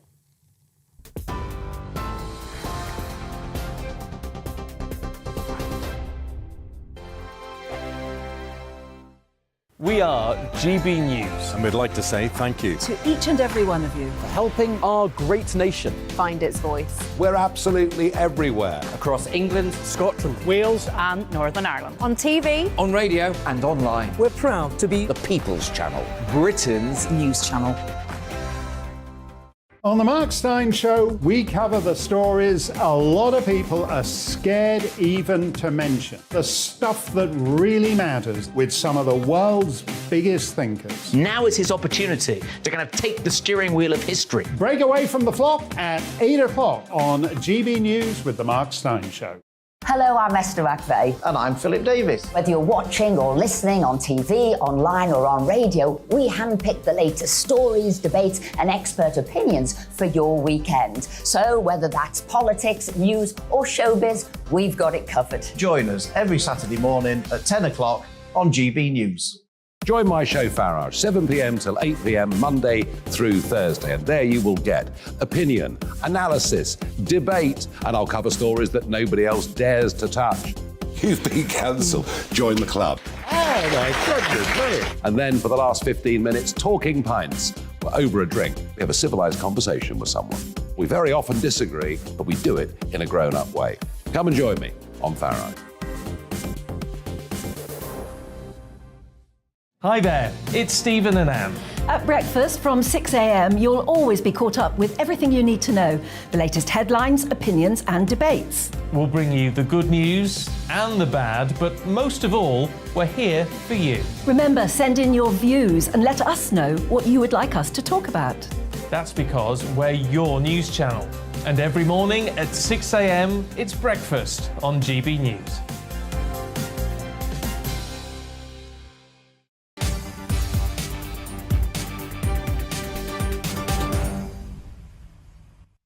Welcome back, everybody. Right, OK, so the summer of discontent is fast turning into an autumn of unrest, apparently, with the British public facing months of industrial action. Royal Mail workers will launch a 48-hour strike on Friday. The Communication Workers Union has organised a total of 19 strikes in October and November and warns, crucially, that the pre-Christmas walkout will have a dramatic impact. So, on another front, though, barristers are also set to vote on pay proposals in a bid to end their strike action, which was seeing record criminal court delays in England and Wales.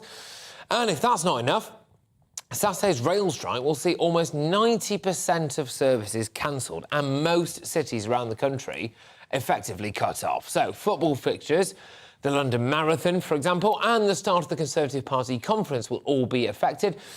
It's the first time that all four transport unions have taken action at the same time. So strikes have also been due on the 5th and the 8th of October. There we go. So to discuss the impact of this weekend's industrial action, I am joined now by Lisa Minot, the travel editor at The Sun. Thank you very much. Right, OK, so I have managed to circumvent the London Marathon by doing a marathon of my own in Windsor, which I signed up for and no regrets, right? But how bad is travel going to be around the UK?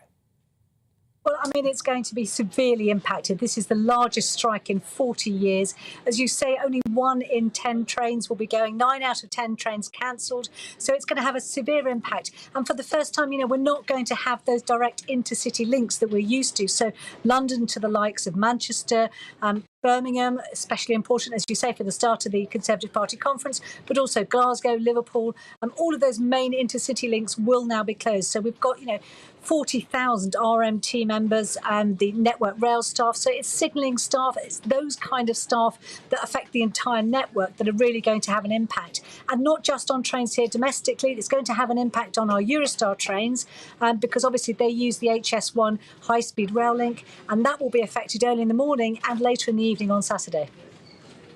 Right, so they want more money, don't they? They want money in line with inflation, is that right? Yes, so they're arguing that this is about pay, it's about their working conditions and it's about jobs. There's 3 different things. The government are very keen that we modernise the railways. Obviously, it's being used in a very different way in the post-pandemic era, and they want to modernise the railways and make them work for the new situation we're in at the moment. Unfortunately, the rail strike, the rail staff, they feel that actually, there's been a huge increase in inflation and that they're saying that their pay should reflect that. And that what they're being offered at the moment is a real-time pay cut. Can I ask where we actually are with HS2? You mentioned HS1 there for a second. It's all gone a bit quiet, hasn't it, with HS2? It's presumably still happening, isn't it? It is still happening, not to the same extent it was going to, but obviously, this is something that is going to take many years and obviously has been subject to a huge number of delays. The pandemic obviously didn't help with that as well.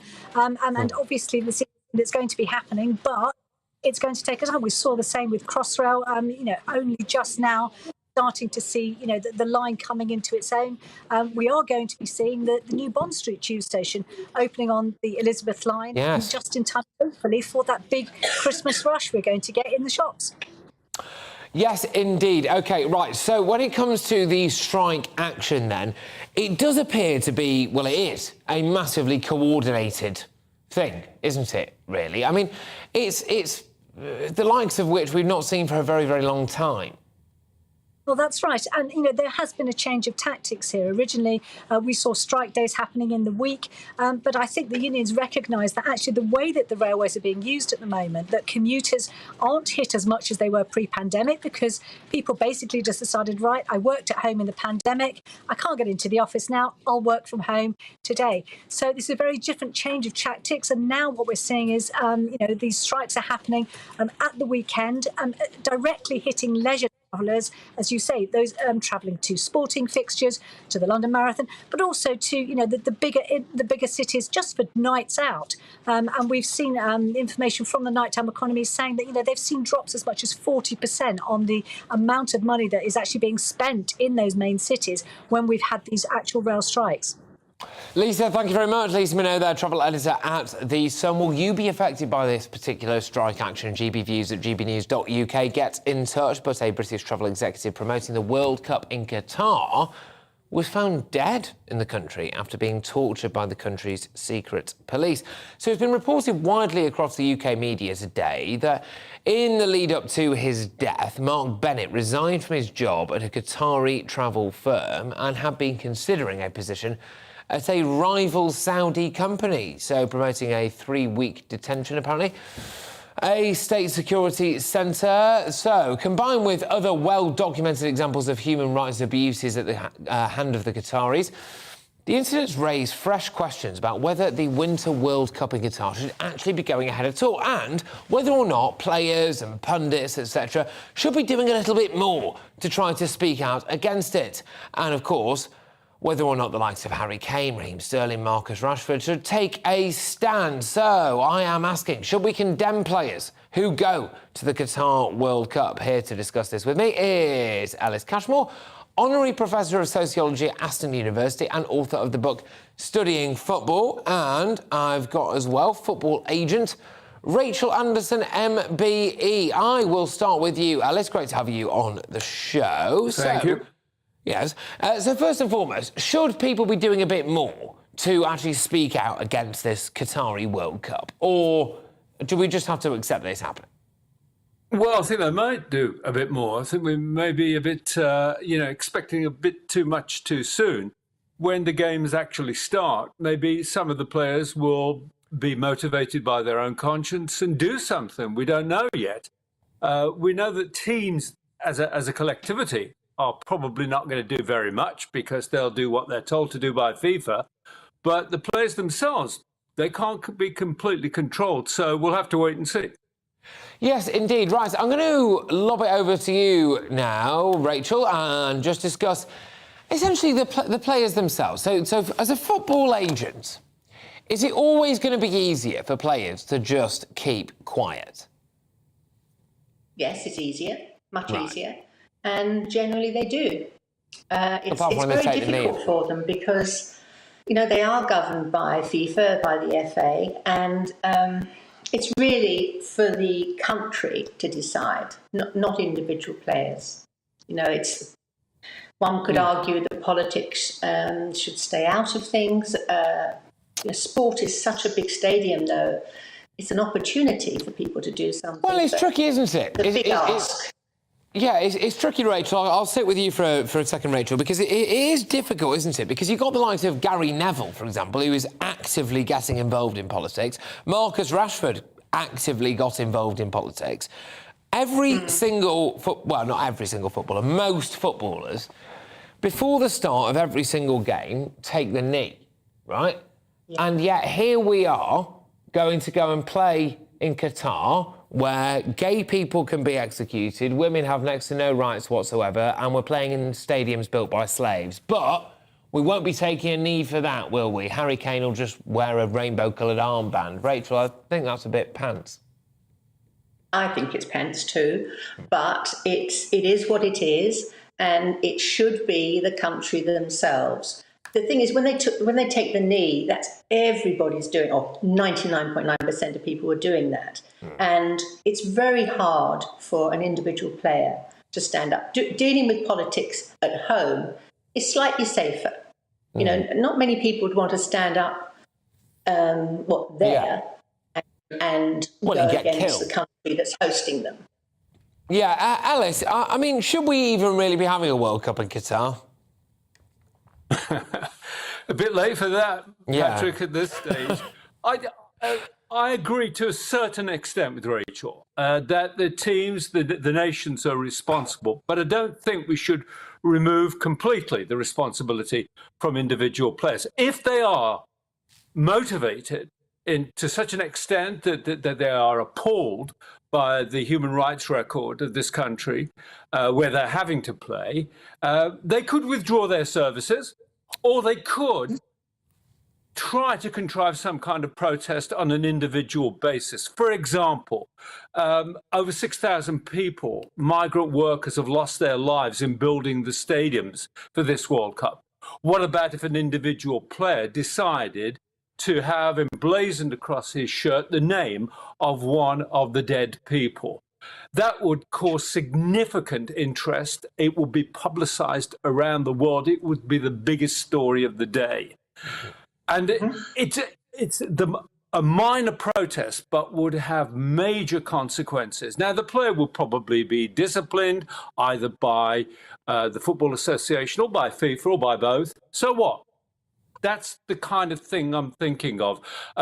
Naomi Osaka, the tennis player, is very clever at doing these kind of things. She got to the semi-final of a tournament in New York a couple of years ago and just withdrew and said, I'm not playing in this semi-final. The whole tournament came to a halt. And she made her protest about the murder of an individual. It was a couple of years ago. So that there are ways in which players can cleverly make their protests, but in a way that makes the world take notice. Yeah, and well, go on. I'll let you go. I can see you're itching to get involved there, Rachel. Go on. What were you going to say? Well, only because it's a lot easier for one individual. You're not in a team game. For one player to stand and flash his shirt and say, "This is terrible," and he'll be disciplined. He'll probably be sent off. And the rest of the team suffers. And it is much easier for an individual, Why would they be sent off? Why would they be sent off? Well, if they definitely could be. They could be booked. And they're not contravening the rules of the game. For dissent, they could class it as dissent. Dissent for wearing a name on your afterwards. You can argue about it afterwards, but yes. Players. You can argue about it right now if you want. And then it's too late. Ah, okay. Right, okay. I mean, go on. I'll tell you what. I almost don't want to get involved in this. This is fantastic. Thank you very much. And I'm going to throw it back. I'm going to throw it back over to you, Alice. I can see that you're also itching to get involved. What's going on? Well, I mean, obviously, like any concerned and responsibly minded person, I am concerned and unsettled by what goes on in Qatar. And I personally do not think it's a good choice to be a host country for a World Cup. On the other hand, the decision has been made. England have pledged themselves to it and will go. They've also said that the captain, Harry Kane, will wear a One Love armband. Or rather, I should correct myself. He has said he wants to wear it. What's going to happen here is that Qatar will get upset about this and say, this is deliberately designed to embarrass us. They'll get in touch with FIFA and say, tell England they can't wear the armband.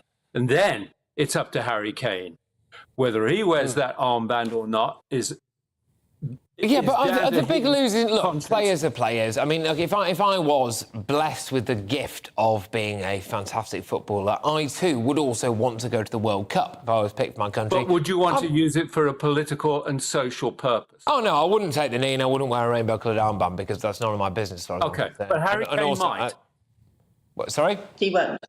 But Harry Kane might. Yeah, Harry Kane can do what he wants. I'm just saying I personally would not do it. But there we go. Rachel, aren't the biggest losers in all of this the fans? I mean, I've got friends who are going to the Qatar World Cup. A couple of them are gay. They just have to stop being gay when they land in Qatar, don't they? Yes, they certainly do, along with all the other gay people already there. But that's beside the point. It's just, yes, the fans could boycott it. I mean, shouldn't just be down to the players. This is much bigger than that. It should have been FIFA. It should have been the FA, without question. And to now leave it, all the attention will be on what the players don't do there, rather than what the FA and FIFA and the government should have done. Well, what should they have done? Go on. We shouldn't have had it in Qatar. We should have said that we won't go when we realised, or we already knew, the terrible. So do you think do you think that we should not have gone to? Do you think that England should have pulled out of the World Cup then, Rachel? Personally, I do. It's just my opinion. I do, because it's beyond. You are a football agent, right? You are a football. It's not too late. Yeah, this is it. You are a football agent. So would you be advising any of your clients, or whatever you want to call them, to make a stand and not go? I mean, Marcus Rashford cares a lot about hungry children. Doesn't seem to care too much about human rights, does he? Well, I mean, he's dealing with something that he sees here and day to day, and he's done an enormous amount of good for that.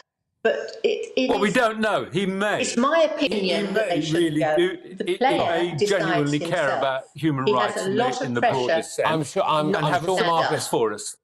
Okay, for the sake of balance, I'm sure Marcus Rashford has a healthy interest in human rights. There we go. Thank you very much. Right, okay, both of you. Of course he does. But it's different doing something at home, which he did, which was absolutely amazing. But to expect a single player to be in a country like Qatar and go against not only the country, which would be wonderful if everybody did, if a lot of teams pulled out. This is the thing, isn't it? This is the thing. This is the thing, which is that we talk all the time about not wanting to let politics get involved in sports and stuff, and then it is in sport, Patrick. Well, this is it, right? It is, right? And then now, and you can't avoid it because now we're playing a football tournament in Qatar. So, and it will get more political. We live in a different world from the Chariots of Fire days. We do indeed, yes. In fact, they even play football on Sundays now, but there we go. Alice, thank you very much. Alice Cashmore, Honorary Professor of Sociology at Aston University and author of the book Studying Football, and the football agent Rachel Anderson, MBE. Right, OK, so loads of you have been getting in touch. Thank you very much. GBviews at gbnews.uk.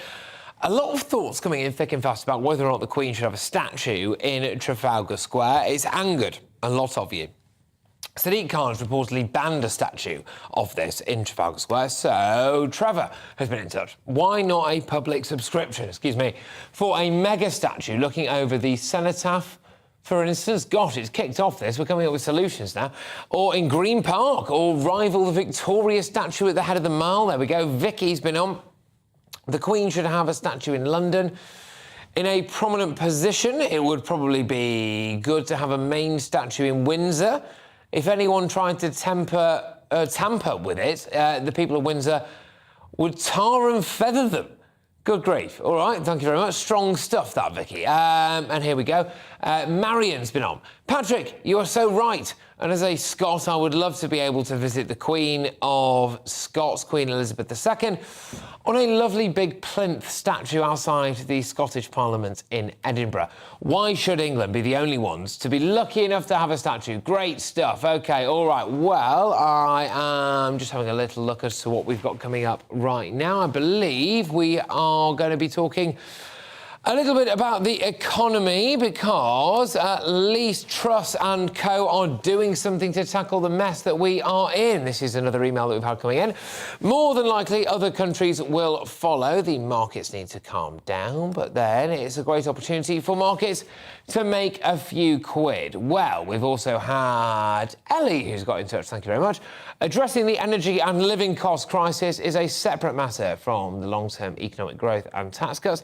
Truss must not be allowed to get away with confusing the two and misleading people. Capping energy costs and supporting households should have been the immediate and modest concern. Tax cuts and growth should have come later next year after a spending review. Good grief, loads of emails coming in thick and fast here. GBviews at gbnews.uk. Michael's been on as well. Not a perfect start, but this is about Liz Truss's start, obviously. But give Truss and her team half a chance. I'm encouraged as a country we needed a change in direction. Because, well, frankly, he says that we just needed one. All right, OK, thank you very much. Well, look, coming up, we will have more on the Prime Minister doubling down on her economic plan. Stay with me, Patrick Christys, right here at GB News Live. But before we get stuck into all of that, it's your weather. Hello, I'm Alex Deacon with your latest weather update. A fine night to come, leading to a chilly start tomorrow and a few fog patches before wet and windy weather comes swinging in from the Atlantic. Low pressure gathering here. It's not really this one we need to keep an eye on, though. This developing feature a little further south, that is going to intensify and, as I say, bring a wet and windy spell tomorrow.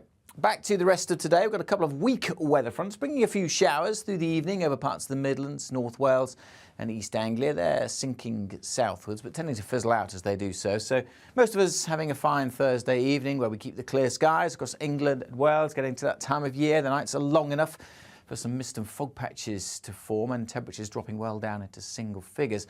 Not as cold in the northwest because here comes the rain. Those weather fronts we saw earlier, bringing a very different morning across Scotland and Northern Ireland. Heavy pulses of rain, the winds getting very lively, particularly at first across the northwest, but then in the afternoon across the northeast. There are Met Office yellow wind and rain warnings in place. That rain spreading across much of England and Wales, although probably not getting to East Anglia and the southeast till quite late in the afternoon. It is going to turn windy everywhere, however, and although we might reach 17 ahead of that rain band, it's not going to feel very pleasant with 2, 3, 4 hours of heavy rain. That wet weather working towards the southeast. Friday evening rush hour, the M25, the M11, the M2 won't be very pleasant, but it does swing through as you go through Friday night, and then we're left with showers, and that's how we go into the weekend. Saturday will be sunshine and showers, with most of the sunshine in the east, most of the showers further west. Certainly for Western Scotland, Northern Ireland, Northwest England, plenty of showers. Probably clouding over across the southwest. The threat of some rain coming in here, especially to end the day. But elsewhere, say some brighter spells. The wind's a little lighter. Lighter still the winds on Sunday, and about 1 or 2 showers in Western Scotland. Most places on Sunday should be dry and bright. Bye for now.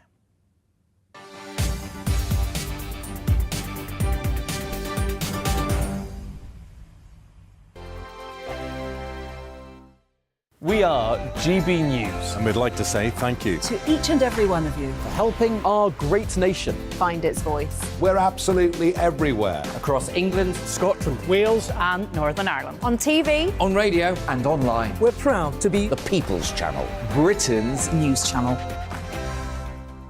On the Mark Steyn Show, we cover the stories a lot of people are scared even to mention. The stuff that really matters with some of the world's biggest thinkers. Now is his opportunity to kind of take the steering wheel of history. Break away from the flock at 8 o'clock on GB News with the Mark Steyn Show.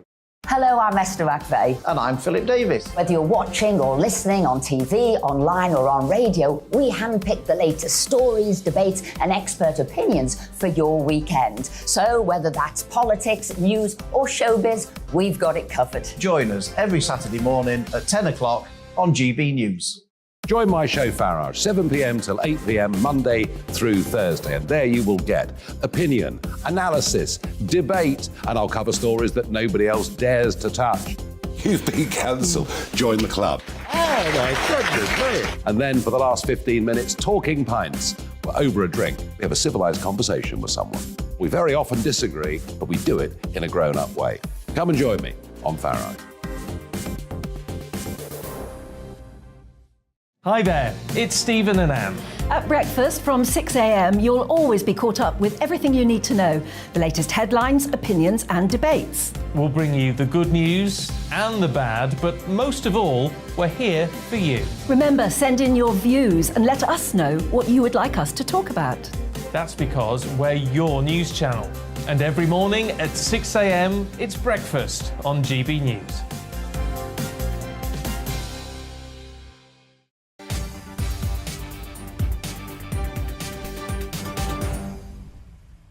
Well, it is just about to go 5 o'clock. This is GB News Live with me, Patrick Christys, and the latest news and analysis across the next hour comes your way shortly because the Prime Minister was lost for words at times this morning as she faced her first interview since the economic fallout surrounding the government's mini-budget. Liz Truss engaged in a lengthy pause on one occasion.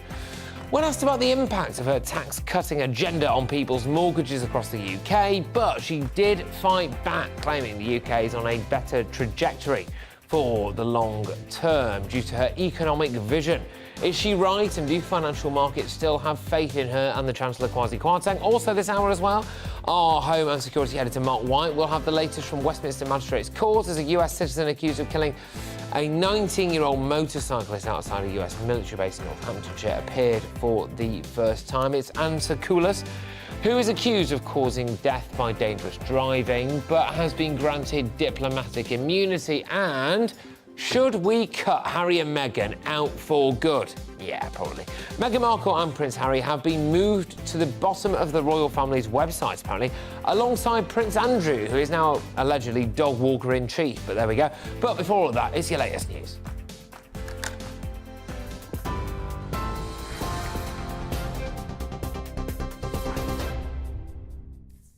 Patrick, thank you. Good afternoon to you. The Queen's cause of death has been given on her death certificate as old age. The document, signed by her daughter Princess Anne, also records her time of death as 3:10 in the afternoon on September the 8th. Hundreds of people are currently queuing outside Windsor Castle today to see the Queen's final resting place. It's the first opportunity for the public to view her ledger stone in the King George VI Memorial Chapel. The Chancellor is saying the government will stick to its growth plan despite criticism of his mini-budget. Speaking for the first time since announcing the tax-cutting measures, Kwasi Kwarteng said his economic strategy will help people with their energy bills and will support those struggling with the cost of living.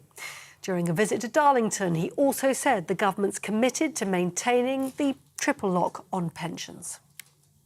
What we're focusing on is delivering the growth plan and making sure, with things like our energy intervention, that people right across this country are protected. And without growth, you're not going to get the public services. We're not going to generate the income and the tax revenue to pay for the public services that we want to see. And that's why the mini-budget was absolutely essential in resetting the debate around growth and focusing us on delivering much better growth outcomes for our people. Well, the Shadow Chancellor Rachel Reeves has described the mini-budget as disastrous and is urging the Prime Minister and the Chancellor to now reverse their plans. Financial markets are rightly very worried about the government's so-called mini-budget, a series of unfunded tax cuts. And it's not just financial markets, it's families and pensioners up and down the country who are worried sick about what this means for interest rates, what it means for their pensions. The government needs to rethink this crisis made in Downing Street, recall Parliament and reverse their budget. Households up and down the country are being urged to take their energy meter readings ahead of a price hike on the 1st of October. It'll prevent firms from estimating usage and charging energy used before Saturday at a higher rate. From next month, the typical household energy bill will rise by at least 25% to an average £2,500 a year. And the government's rolling out £1.5 billion in funding to help improve energy efficiency and slash those bills. The Help to Heat scheme will see around 130,000 low-income households get an energy upgrade in their home. That includes installing heat pumps and solar panels. It'll also help people save up to £700 a year on their bills.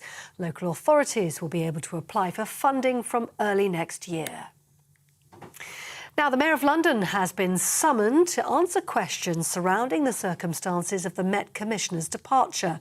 The London Crime Committee has voted to formally request that Sadiq Khan appears over the Windsor report investigating Dame Cressida Dick's resignation. The Commission found Mr Khan had failed to respect the dignity of Dame Cressida when she stepped down from the job earlier on this year. It's the first time a mayor in office has been formally summoned in this way. The US citizen accused of killing 19-year-old Harry Dunn has appeared in a UK court for the first time, ending his family's 3-year wait for criminal proceedings to begin. Harry Dunn was killed in a collision outside a military base in Northamptonshire in 2019. Anne Sakulas, who's charged with causing death by dangerous driving, appeared at Westminster Magistrates Court via video link. She's been granted unconditional bail until the case is heard at the Old Bailey at the end of October, where she's been told to appear in person. In news away from home, Russia is to formally annex 4 areas of Ukraine tomorrow, following so-called referenda on becoming part of the country. President Vladimir Putin will hold a signing ceremony in Moscow for the territories across southern and eastern Ukraine, including Donetsk and Zaporizhia. The West have labelled the vote, which closed on Tuesday, a sham. In the United States, Joe Biden has declared a major disaster in the state of Florida after a powerful storm slammed into the country yesterday. The president ordered government funding to help with the recovery after Hurricane Ian, which has left nearly 2.5 million homes and businesses without power. At its strongest, the hurricane was classified as a catastrophic Category 4 storm. It flooded coastal towns along Florida's Gulf Coast and left homes in ruins with winds of up to 150 miles an hour. That's it. You're up to date on GB News, the People's Channel. More news as it happens. Now back to Patrick Christys.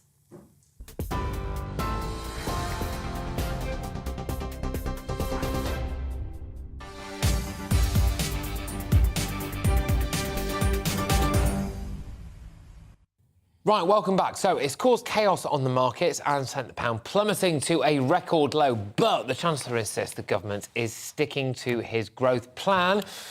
This despite the mini-budget prompting the Bank of England to intervene in an attempt to stabilise the UK's economy by pledging to buy billions of pounds worth of government debt in bonds. So the Prime Minister, Liz Truss, has faced criticism in recent days for her silence on the fallout. But earlier today, she spoke to defend what she insisted was the right plan.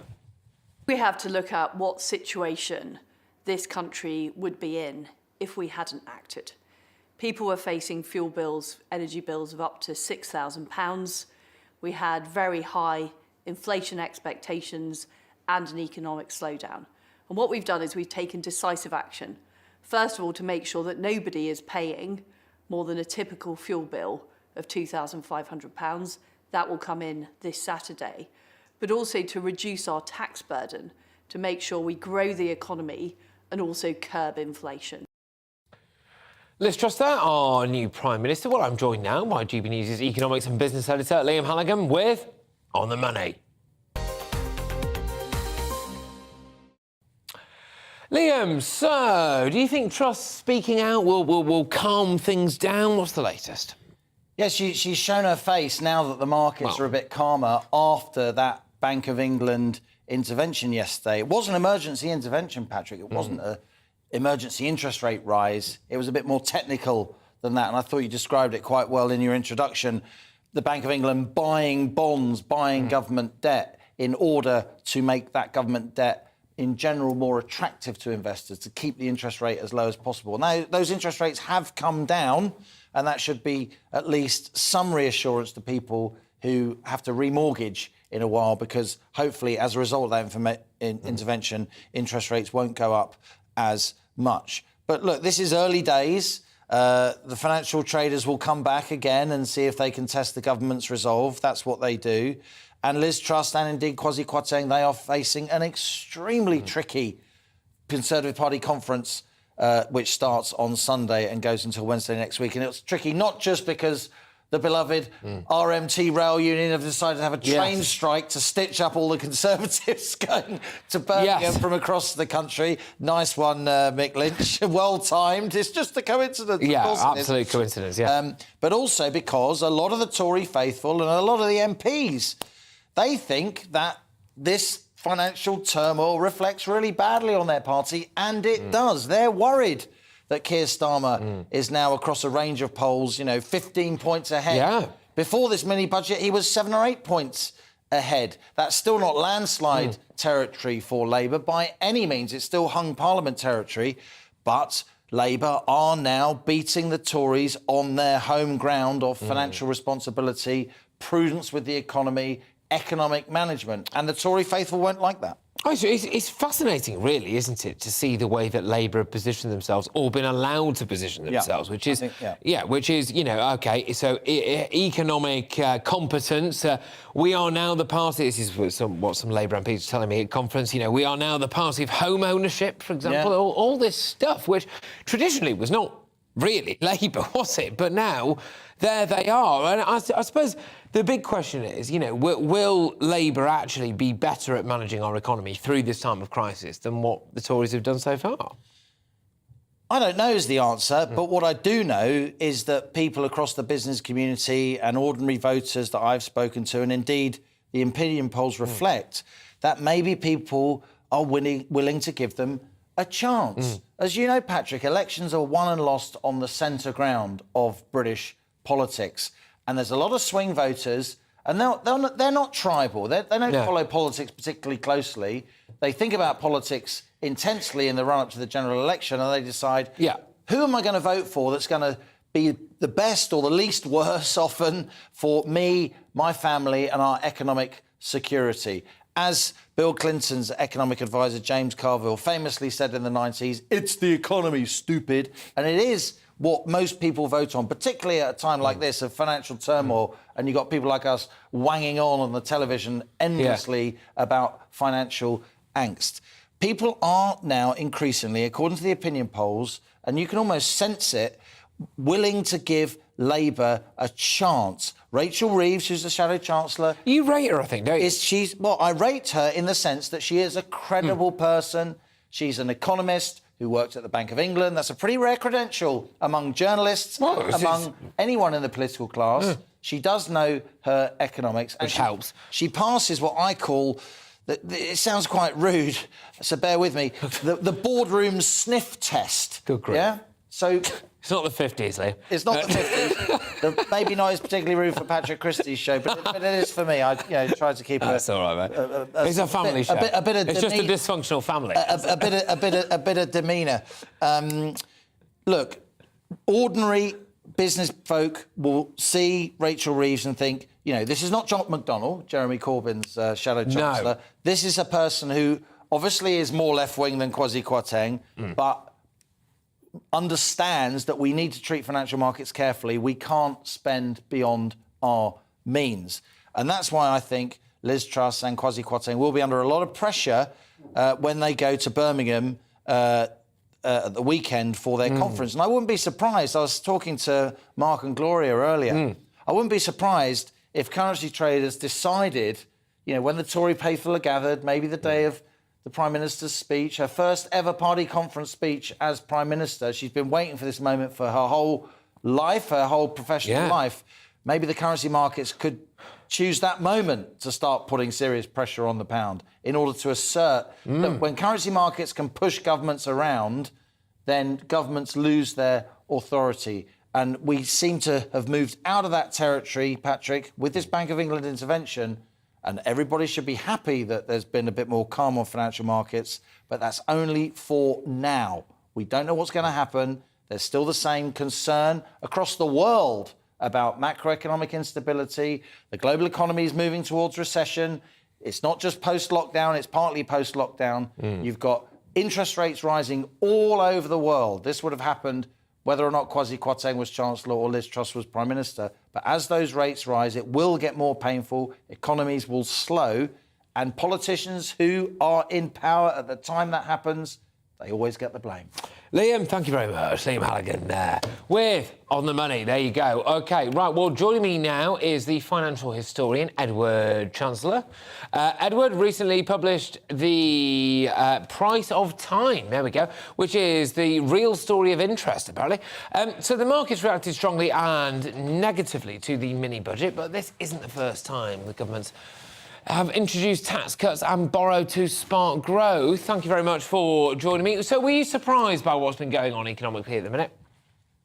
Well, I was surprised by the convulsions in the bond market, but it turns out it would be pretty unfair to blame Kwasi Kwarteng, the Chancellor, for what happened, because it seems to be a technical problem in that these pension funds were, in order to manage their pension liabilities, were buying these gilts on leverage, and when the gilt market started to weaken, then they got a massive sell-off as they had to sell bonds in order to raise collateral on their pools. So, in that sense, what was happening was a bit like the market crash in October 1987, which was driven by what was called portfolio insurance. So I think that, in a way, the problems we've just seen over the last week, there's obviously an issue of the markets worried that the government has these large unfunded borrowings at a time of rising inflation. But there is a deeper problem, which is that interest rates have been very low. and that has led to a lot of leverage in the system, very high house prices and people taking on lots of debts. And it turns out these pension funds were also highly leveraged. And really getting out of this current problem, as I think policymakers begin to realise, there are a lot of mines that you can inadvertently step on. Absolutely, Edward, thank you very, very much. Edward, Chancellor there, who, of course, has recently published The Price of Time, the real story of interest. There we go. OK, so we are going to whiz ourselves over now to Westminster, I believe. So a US citizen accused of causing the death of 19-year-old motorcyclist Harry Dunn outside a US military base in Northamptonshire has appeared in a UK court for the first time today. It's Anne Sakoulas, who is accused of causing death by dangerous driving after Harry Dunn died after a collision outside the military base in August 2019. Well, let's speak now to our Home and Security Editor, Mark White, who is at Westminster Magistrates Court. Mark, thank you very, very much. What's the latest, please? Well, it's taken more than 3 years, of course, to get to this point. A lot of negotiations between the legal team for Anne Sakoulas, the Crown Prosecution Service and the Foreign Office here to set up a system, effectively, where Anne Sakoulas can appear via a video link. That's what she did this morning. She spoke only to confirm her name, Anne Elizabeth Sakoulas, her date of birth and her address in the United States. Now, she is charged with one count of death by dangerous driving, but her legal team said that they expect that she will plead to a lesser charge of death by careless driving. That carries a maximum of 5 years in prison. Before we get to that stage, though, the case is being referred to the Central Criminal Court, the Old Bailey, on the 27th of October. Well, afterwards, the family came out onto the steps of Westminster Magistrates Court. Rad Seeger, who is a spokesman for the family, made some brief comments. Good afternoon, everybody. Thank you all so much for coming. Look, now that that hearing has been concluded, we absolutely respect the criminal justice system, and the parents will not be making any public comment at this time until the conclusion of criminal proceedings. But I just wanted to say on their behalf, a massive thank you, firstly to you all for all your support over the last. Now, Anne Sakoulas has been granted unconditional bail. The magistrate said he expects her to appear in person at the Central Criminal Court on the 27th of October, but he also acknowledged that there is likely to be a joint application by both the Crown Prosecution Service and the legal team for Anne Sakoulas, asking for that exemption again, where she can give evidence or appear via video link. Yeah, Mark, there's lots to get stuck into there. Sorry if I missed this, but I just wanted to pick up on something, which is that will she appear in person at her next court appearance then? And when potentially is this next court appearance? Well, the Chief Magistrate has asked for her to appear in person, but it's unlikely that that will happen. He acknowledged that there is going to be a joint application by both the Crown Prosecution Service and Anne Sakoulas' legal team. That is because this has all been thrashed out before we even got to this stage. Because she was granted diplomatic immunity, she did not have to come back to this country to answer these charges. The US government refused an application for her extradition by the British government, so this is all being done on a voluntary basis, and what she has agreed to is that she will take part in the trial process, but she will only take part in that process if she can appear via a video link rather than come here in person. If she decides at any point she wants to pull out from this process, then she can do that, and there is very little, next to nothing, that the authorities in this country can do about it. Mark, thank you very much, as ever. Mark White there, our Home and Security Editor outside Westminster Magistrates Court. Right, this is GB News Live with me, Patrick Christys. Coming up, the US President Joe Biden is expected to receive a briefing on the impacts from Hurricane Ian from the Federal Emergency Management Agency this evening. The storm's bringing severe flooding, high winds and storm surges to Florida. We'll give you an update from the Sunshine State, or lack of, I suppose, next. But first, ironically, it's your weather. Hello, I'm Alex Deacon with your latest weather update. A fine night to come, leading to a chilly start tomorrow and a few fog patches before wet and windy weather comes swinging in from the Atlantic. Low pressure gathering here. It's not really this one we need to keep an eye on, though. This developing feature a little further south, that is going to intensify, and as I say, bring a wet and windy spell tomorrow. Back to the rest of today. We've got a couple of weak weather fronts, bringing a few showers through the evening over parts of the Midlands, North Wales and East Anglia. They're sinking southwards, but tending to fizzle out as they do so. So most of us having a fine Thursday evening where we keep the clear skies across England and Wales, getting to that time of year. The nights are long enough for some mist and fog patches to form and temperatures dropping well down into single figures. Not as cold in the northwest because here comes the rain. Those weather fronts we saw earlier, bringing a very different morning across Scotland and Northern Ireland. Heavy pulses of rain, the winds getting very lively, particularly at first across the northwest, but then in the afternoon across the northeast. There are Met Office yellow wind and rain warnings in place. That rain spreading across much of England and Wales, although probably not getting to East Anglia and the southeast till quite late in the afternoon. It is going to turn windy everywhere, however, and although we might reach 17 ahead of that rain band, it's not going to feel very pleasant with 2, 3, 4 hours of heavy rain. That wet weather working towards the southeast. Friday evening rush hour, the M25, the M11, the M2 won't be very pleasant, but it does swing through as we go through Friday night, and then we're left with showers, and that's how we go into the weekend. Saturday will be sunshine and showers, with most of the sunshine in the east, most of the showers further west. Certainly for Western Scotland, Northern Ireland, Northwest England, plenty of showers. Probably clouding over across the southwest. The threat of some rain coming in here, especially to end the day. But elsewhere, say some brighter spells. The wind's a little lighter. Lighter still the winds on Sunday, and bar 1 or 2 showers in Western Scotland. Most places on Sunday should be dry and bright. Bye for now.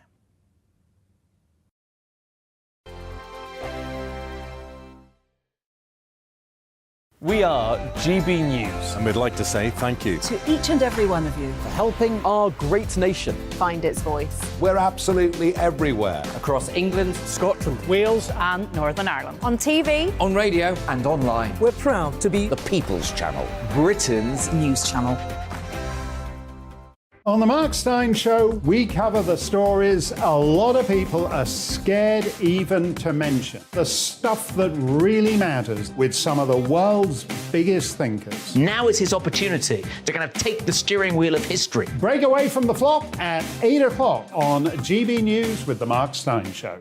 Hello, I'm Esther McVeigh. And I'm Philip Davis. Whether you're watching or listening on TV, online or on radio, we handpick the latest stories, debates and expert opinions for your weekend. So whether that's politics, news or showbiz, we've got it covered. Join us every Saturday morning at 10 o'clock on GB News.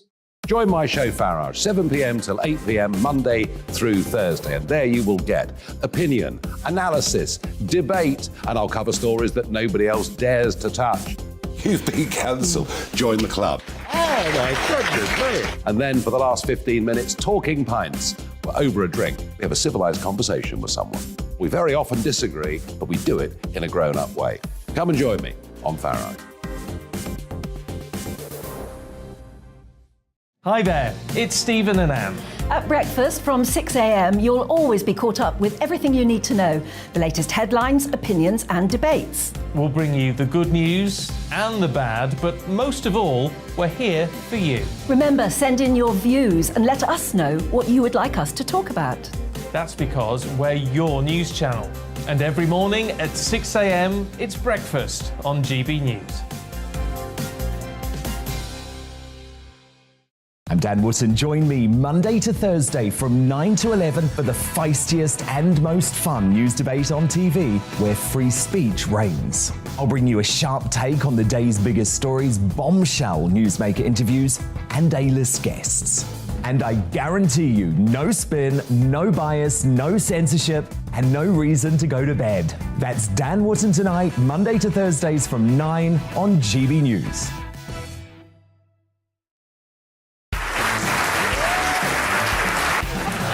My name is Andrew Doyle. Join me every Sunday evening at 7 p.m. for Free Speech Nation.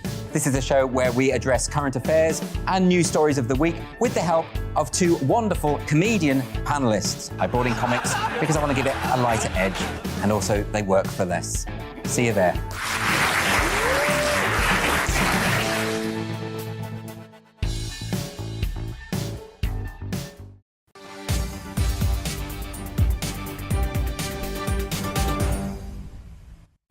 Welcome back now. The Shadow Chancellor Rachel Reeves has spoken about the reassurances the government's given financial markets after its mini-budget last week sent the value of the pound plummeting. She said it was a crisis that had been created in Downing Street and that the government should reverse the fiscal statement. Financial markets are rightly very worried about the government's so-called mini-budget, a series of unfunded tax cuts. And it's not just financial markets, it's families and pensioners up and down the country who are worried sick about what this means for interest rates, what it means for their pensions. The government needs to rethink this crisis made in Downing Street, recall Parliament and reverse their budget. Everybody agrees that a package of support to help people with their energy bills is essential.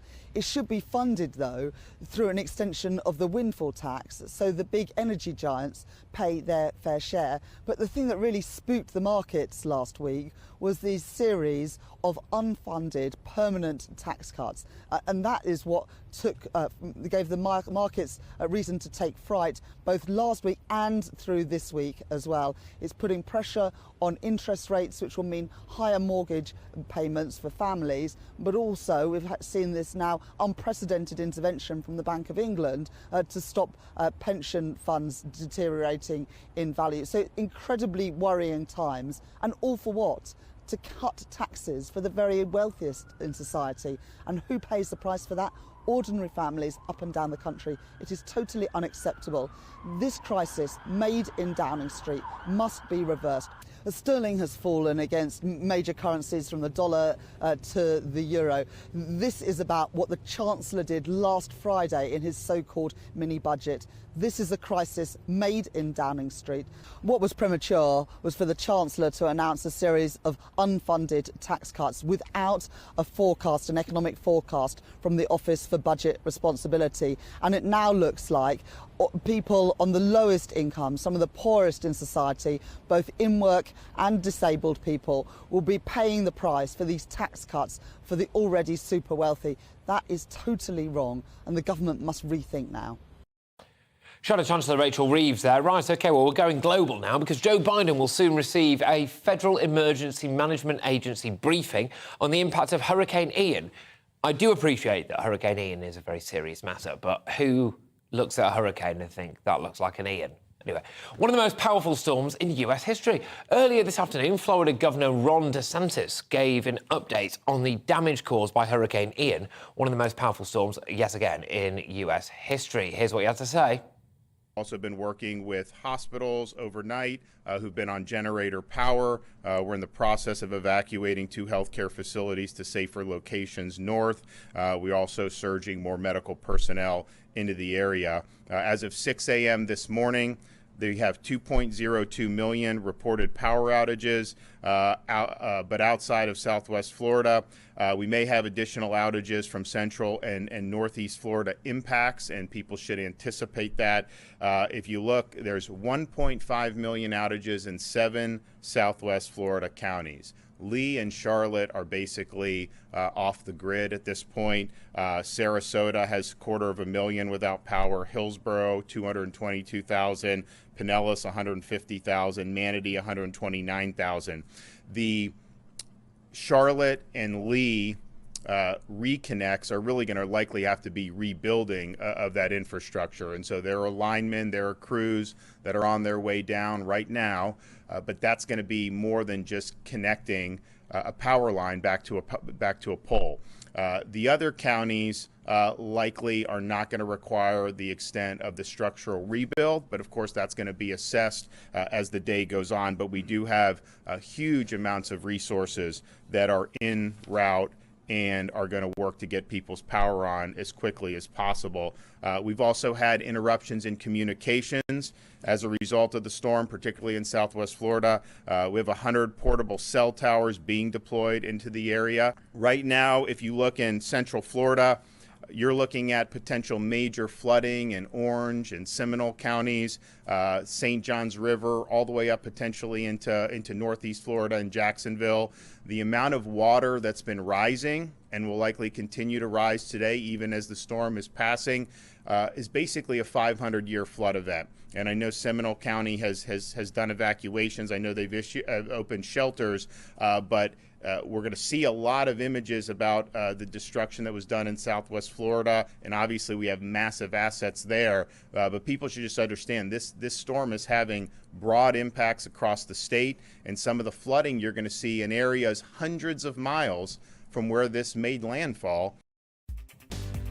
Well, there we go, the latest from Hurricane Ian. But coming up, Meghan Markle and Prince Harry have been demoted to the bottom of the royal family's website alongside Prince Andrew, after they used to be somewhere in the middle, apparently. But I want to ask if it's time to go the whole hog, banish them from the website entirely and get them off for good. That's next, but first, it's your latest headlines.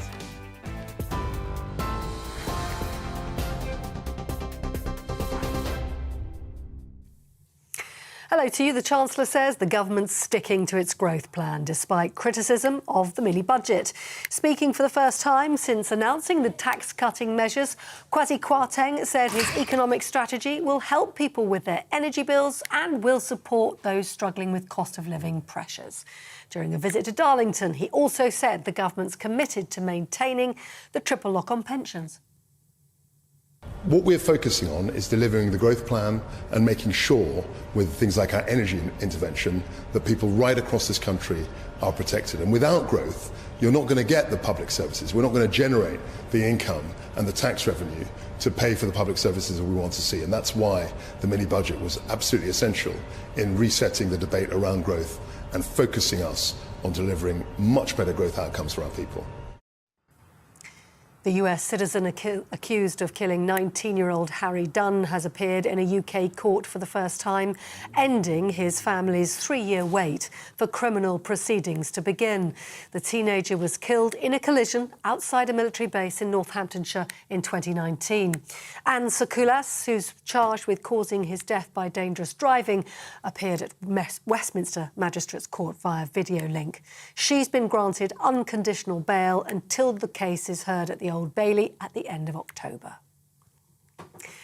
And we've heard today Her Majesty the Queen's death certificate shows she died of old age.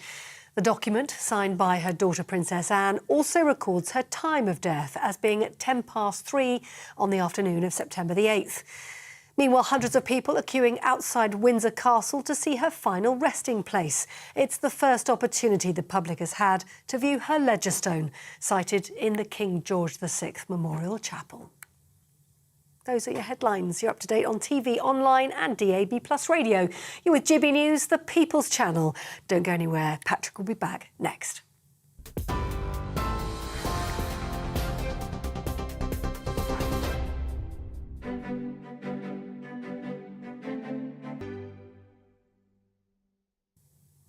First, though, a quick snapshot of today's markets, and the pound will buy you $1.108 and 1.132 euros. And the price of gold currently stands at £1,501 and 87 pence an ounce.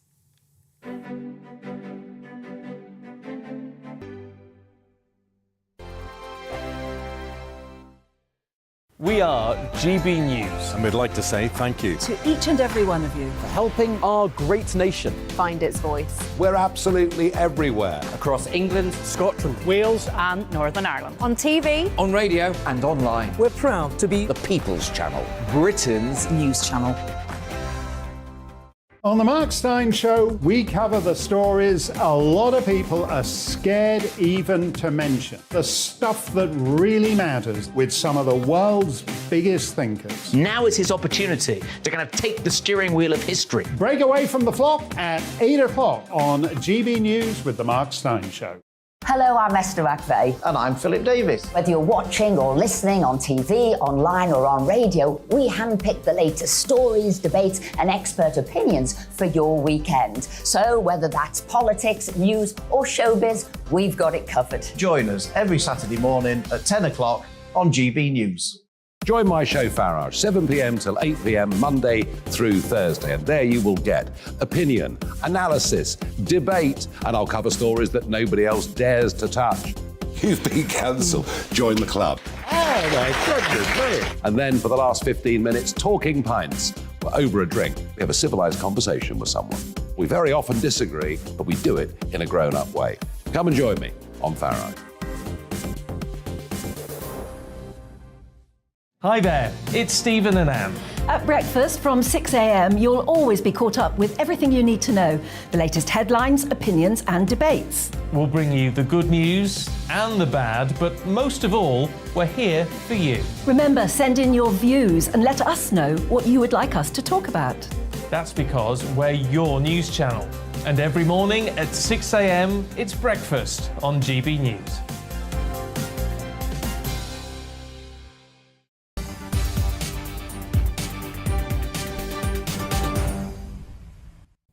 Yes, welcome back, everybody. Now, it's not gone unnoticed that Harry and Meghan have been moved down the official royal family website again. Oh, you hate to see it, don't you? All since the reshuffle following the death of Queen Elizabeth II. So the Sussexes were once placed under Prince William and Catherine for all of a minute, apparently, back when they were working royals. When they stepped back, they were moved halfway down the website, and now they've been moved to the very bottom, all but one. Only Prince Andrew sits beneath them. So there we go.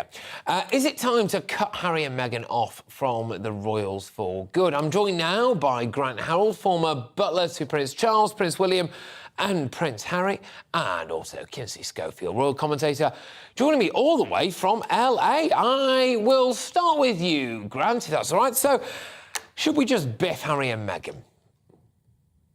Hello, thank you for having me on.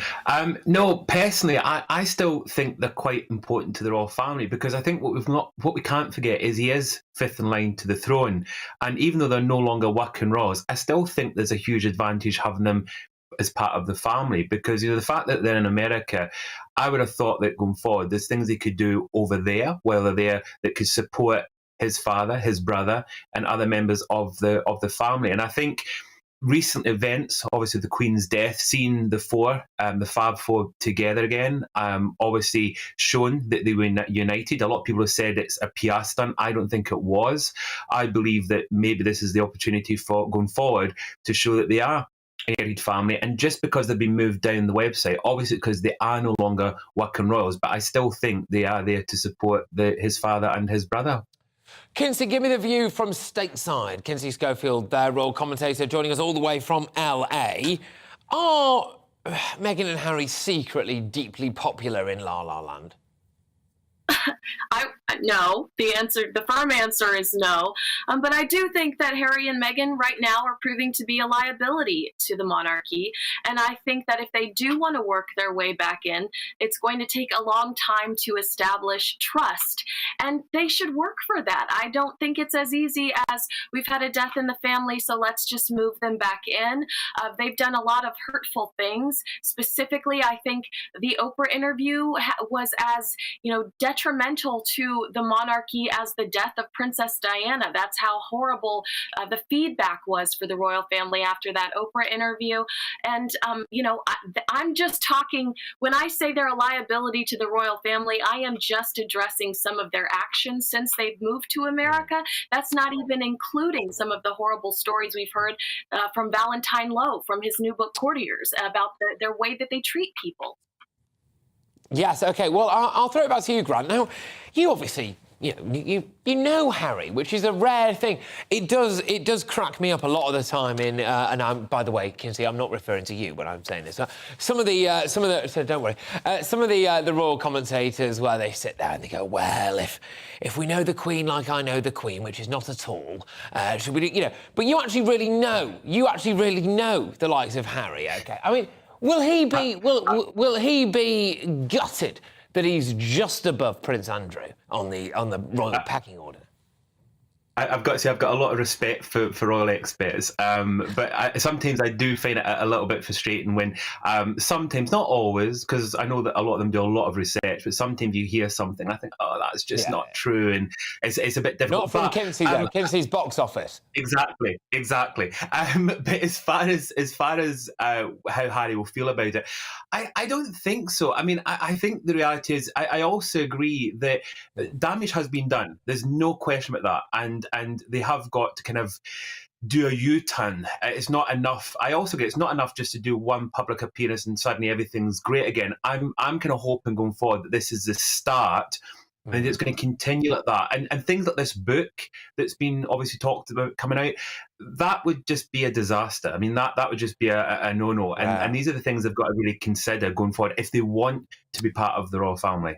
Well, I think Harry's in deep, deep trouble with this book because it remains to be seen the exact specifics of how this publishing deal works. But if he has, or someone else has written it, and the rights of it have been signed off to a publisher, I mean, it's difficult, Kinsey, I would imagine, to think that he could really edit it. And I just wonder whether or not all his chickens are coming home to roost, or whatever the expression is now, whether or not he thinks, actually, I have dropped the ball here, Kinsey.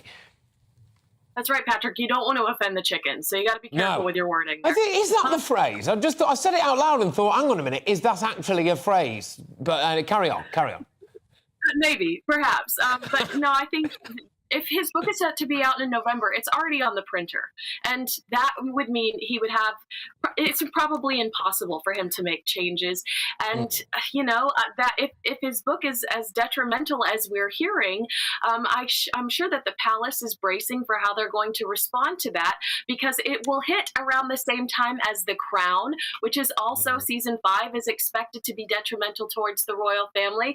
And I do think that they are bracing for a lot of a negative attention come November, and Prince Harry should not be jumping on top of that and creating more chaos. This is his elderly father at this point. He just lost his grandmother, and I think that he should be trying to help Prince Charles thrust into this new reign in a positive light and direction.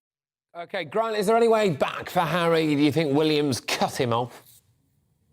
No, I think there is a way back, but again, it's down to these things like the book. Going forward, this is what they can't be seen to be doing. They've got to show that they're there to support his father. They're there to support his brother and sister-in-law and family. I mean, as I keep saying, he's a senior, even though he's not a working member of the royal family. He's a senior member of the royal family. He is at the moment still a Chancellor of State, which I'm sure will change.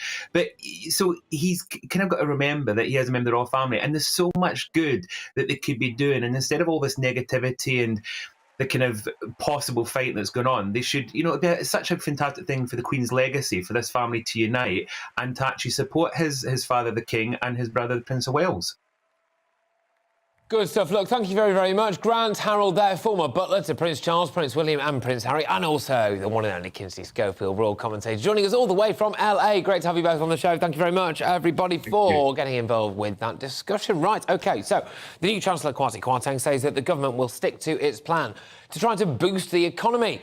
The Prime Minister, Liz Truss, has faced criticism in recent days for her silence on the fallout, but earlier today she spoke to defend what she insisted was, quote, the right plan. Chancellor Kwasi Kwarteng also said the government will help people with their energy bills. Let's have a listen. Now, in the last few days, we've seen the pound fall, we've seen the cost of government borrowing rocket. Has your mini budget been a major economic disaster?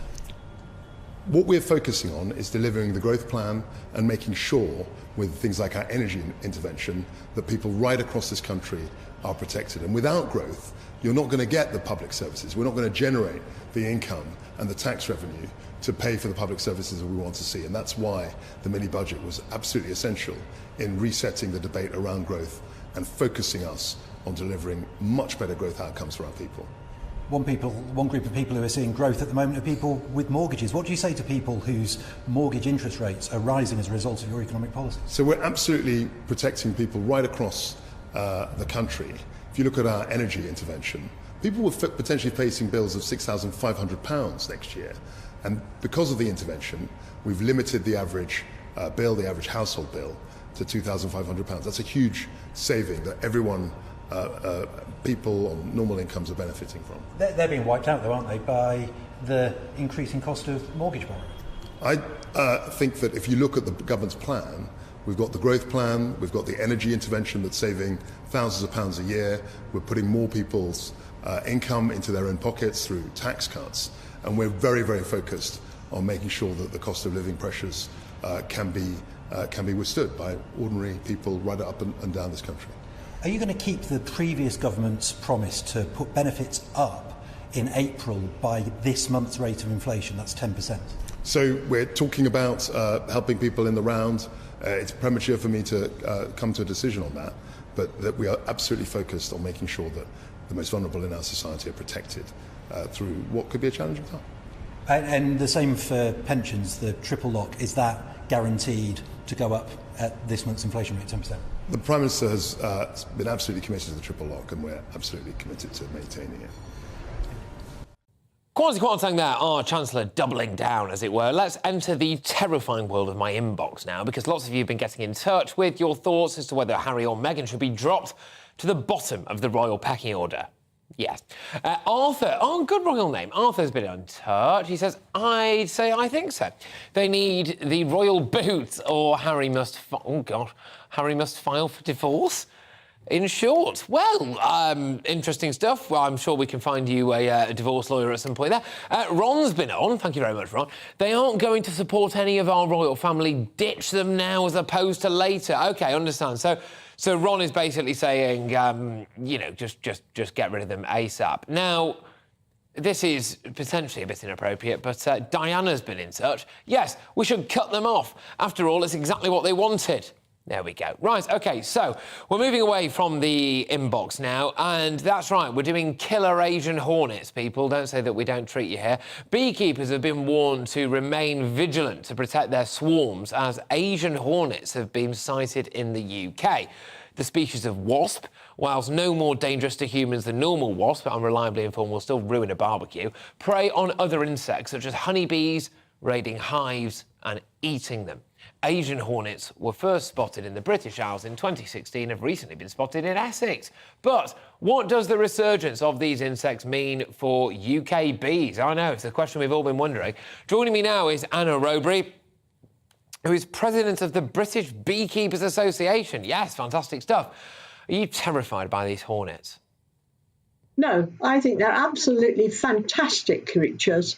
I've got great respect for them, and they are absolutely wonderful in the right place. Unfortunately, what we're seeing is that they're in the wrong place. And these hornets came from China. One came into the south of France, and it's actually, unfortunately, multiplied all the way up through France, all the way up through Portugal, all the way up through Spain, killing people on the way who've actually either kicked a nest or they've actually tried to interfere with the hornets. But they've spread. They're such prolific breeders that they adapt, and they're amazing. They're at it like hornets. Anna, just talk to me a little bit about, because I got chastised earlier by another beekeeper who said that this sign that I have below me here, yes, I think you might have heard, that says killer hornet. I was being deeply irresponsible, and I was giving hornets a bad name. However, you've just said they kill people. What's the truth? Well, no, I said they could kill people. I think the problem is if they have a nest and you interfere with the nest, or you put a mechanical or engine or something that vibrates too close to the nest, they will defend it. It's their home. So basically, they will then sort of come out, not in ones, but in tens and hundreds, and actually defend their nest by stinging people. That will actually have disastrous effects on the individual. Also, they can actually come out if you're cutting a hedge, you cut into the nest, or if you're picking grapes, as some of the people were in France, they got badly stunned because they grabbed a hornet. Well, of course it'll sting you. But when they're out foraging on their own, they are looking for food. They're not looking to attack anybody. It's when they're near the nest, they're very dangerous. Having said that, I would not encourage anybody to actually try to deal with a hornet themselves. All you need to do is take a picture, use the Asian Hornet app, which is on BBK website, which is bbk.org.uk, put it through, it'll tell you exactly what to do. Thank you, perfect picture of it there, and you'll identify it. You don't have to. If you've got the wrong insect and you've sent the photograph through the app, you'll get a little note back telling you what you've sent. and help in identifying them. I don't know if you know they were found today, or they were found 2 days ago in Chelmsford, in Essex, in Rayleigh. And the beekeeper who found them, she was a beekeeper, a member of BBKA. She actually saw one, got her friend, showed it to her. They were beekeepers. They knew it was an Asian hornet. So they stuck it in their freezer, which killed it. They did actually catch it because they wanted to have the specimen. And then they had another 6 more there. So the National Bee Unit were alerted. It's been verified as a genuine Asian hornet. It's probable they've got a nest within about, within about 200 meters, could be 200 to 300 meters. And the issue is that we need to stop that nest because it's this time of year they start reproducing. So the National Bee Unit have got all their inspectors out trying to track and trace these hornets. They actually trace them. Anna, can I just say, sorry, we're a little bit pressed for time, and I just want to ask you a quick question before I let you get going. How did you get into bees? How did I get into bees? Yeah, what sparked your interest? I've always loved insects. I've always been fascinated. When I had a bit more time on my hands, I actually worked for a charity that was in sustainable agriculture. That meant that I came across bees being kept, and somebody gave me a beehive. Have you ever been stung? And they put bees in. Just quickly, yes, have you ever been stung? You loads of times, right? Okay, fine. Bees aren't aggressive. Bees sting when you crush them, treat them roughly, or they will sometimes defend their homes, as the Asian hornet does. As the Asian hornet does. It's very important. Respect the insects. The Asian hornets will be out around ivy at the moment, particularly, because that is just coming out. They're looking for food. Yeah. Okay, good stuff. Well, I'm planning on hanging around at the ivy later, actually, myself, so I might see a hornet there. But Anna, thank you very much. Anna Rowbury, who is the president of the British Beekeepers Association. Great stuff. Right, OK, people, we are nearly through to 6 p.m, but householders are being advised to read and submit their energy meter readings before Saturday ahead of the prices rising. This will stop suppliers from estimating usage and charging a higher rate for energy used before the 1st of October. So from next month, the price cap for the average annual household energy bill will rise from £1,971 to £2,500, an increase of a massive 27%. The government announced the energy price cap will be frozen until 2024 in an effort to limit soaring energy costs. Earlier, GBNews spoke to Fraser Scott, and he is the CEO of Energy Action Scotland. Here is a clip of what he said. The energy price guarantee announced last week, which was welcome, provides some certainty. But the other consequence of it is that increase in the unit cost for gas and electricity. They are going to rise a further approximately 25 to 27% depending gas or electricity. So that's going to happen on Saturday.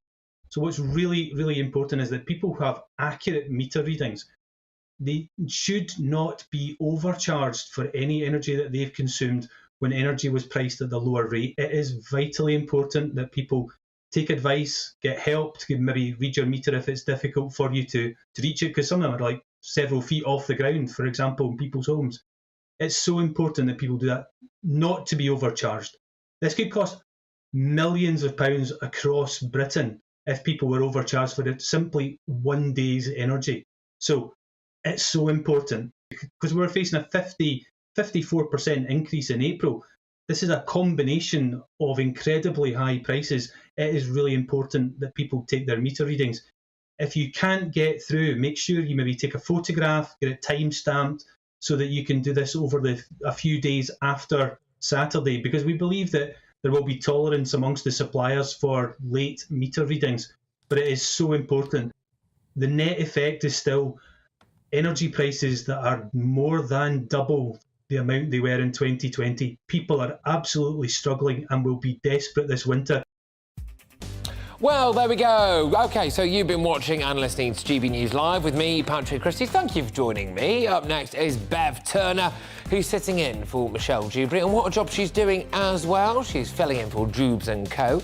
I'll be back tomorrow night from 7 o'clock with my Friday night feast. Don't miss that. We've got some absolute corkers lined up for you, OK?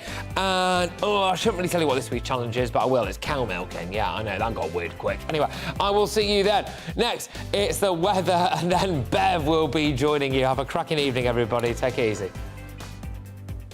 Alex Deakin here with your latest weather update. Friday couldn't be any more autumnal if it tried. A chilly start with a few fog patches and then things turning wet and windy as an area of low pressure developing out in the Atlantic at the moment comes swinging our way. Ahead of that, we've got a couple of weather fronts still providing 1 or 2 showers around through this evening, but they are fading away, drifting away to the south, and most places will be dry through this evening with lengthy clear spells across England and Wales. But clouding over across Scotland and Northern Ireland as those weather fronts approach and the winds pick up here too. That'll help to keep the temperatures up across the far northwest, but for England and Wales it will be a bit of a chilly night, and we are going to see that mist and fog forming as well, which could still be around for Friday morning's rush hour, but it should tend to clear, and then bright spells for a time over central and eastern England. But here comes the rain, wet and windy weather swinging across Scotland, Northern Ireland, and eventually into parts of northwest England and Wales. As we head into the afternoon, that rain will continue to track over into northeast England and the Midlands. The far southeast and East Anglia may stay largely dry until late in the day. 17 possible here, but generally feeling cooler with the wind and the rainfall, which across parts of Scotland, the Met Office do have yellow warnings in place. That rain will be across East Anglia and the southeast during Friday evening. Bear that in mind. Not great conditions on the roads before it swings away. Clear spells follow. And then into the weekend, we've got sunshine and showers on Saturday, with the showers and this westerly wind just packing into northwest England, western Scotland and Northern Ireland. Showers more scattered elsewhere, not many of them getting to eastern areas, generally dry and bright here. The likelihood of a bit more cloud spilling into the southwest with some outbreaks of rain coming in here, more particularly late afternoon into the evening. Temperatures a touch higher on Saturday, but still it will be quite breezy. The winds easing down further on Sunday, and bar 1 or 2 showers in western Scotland, most of us on Sunday should be dry and bright.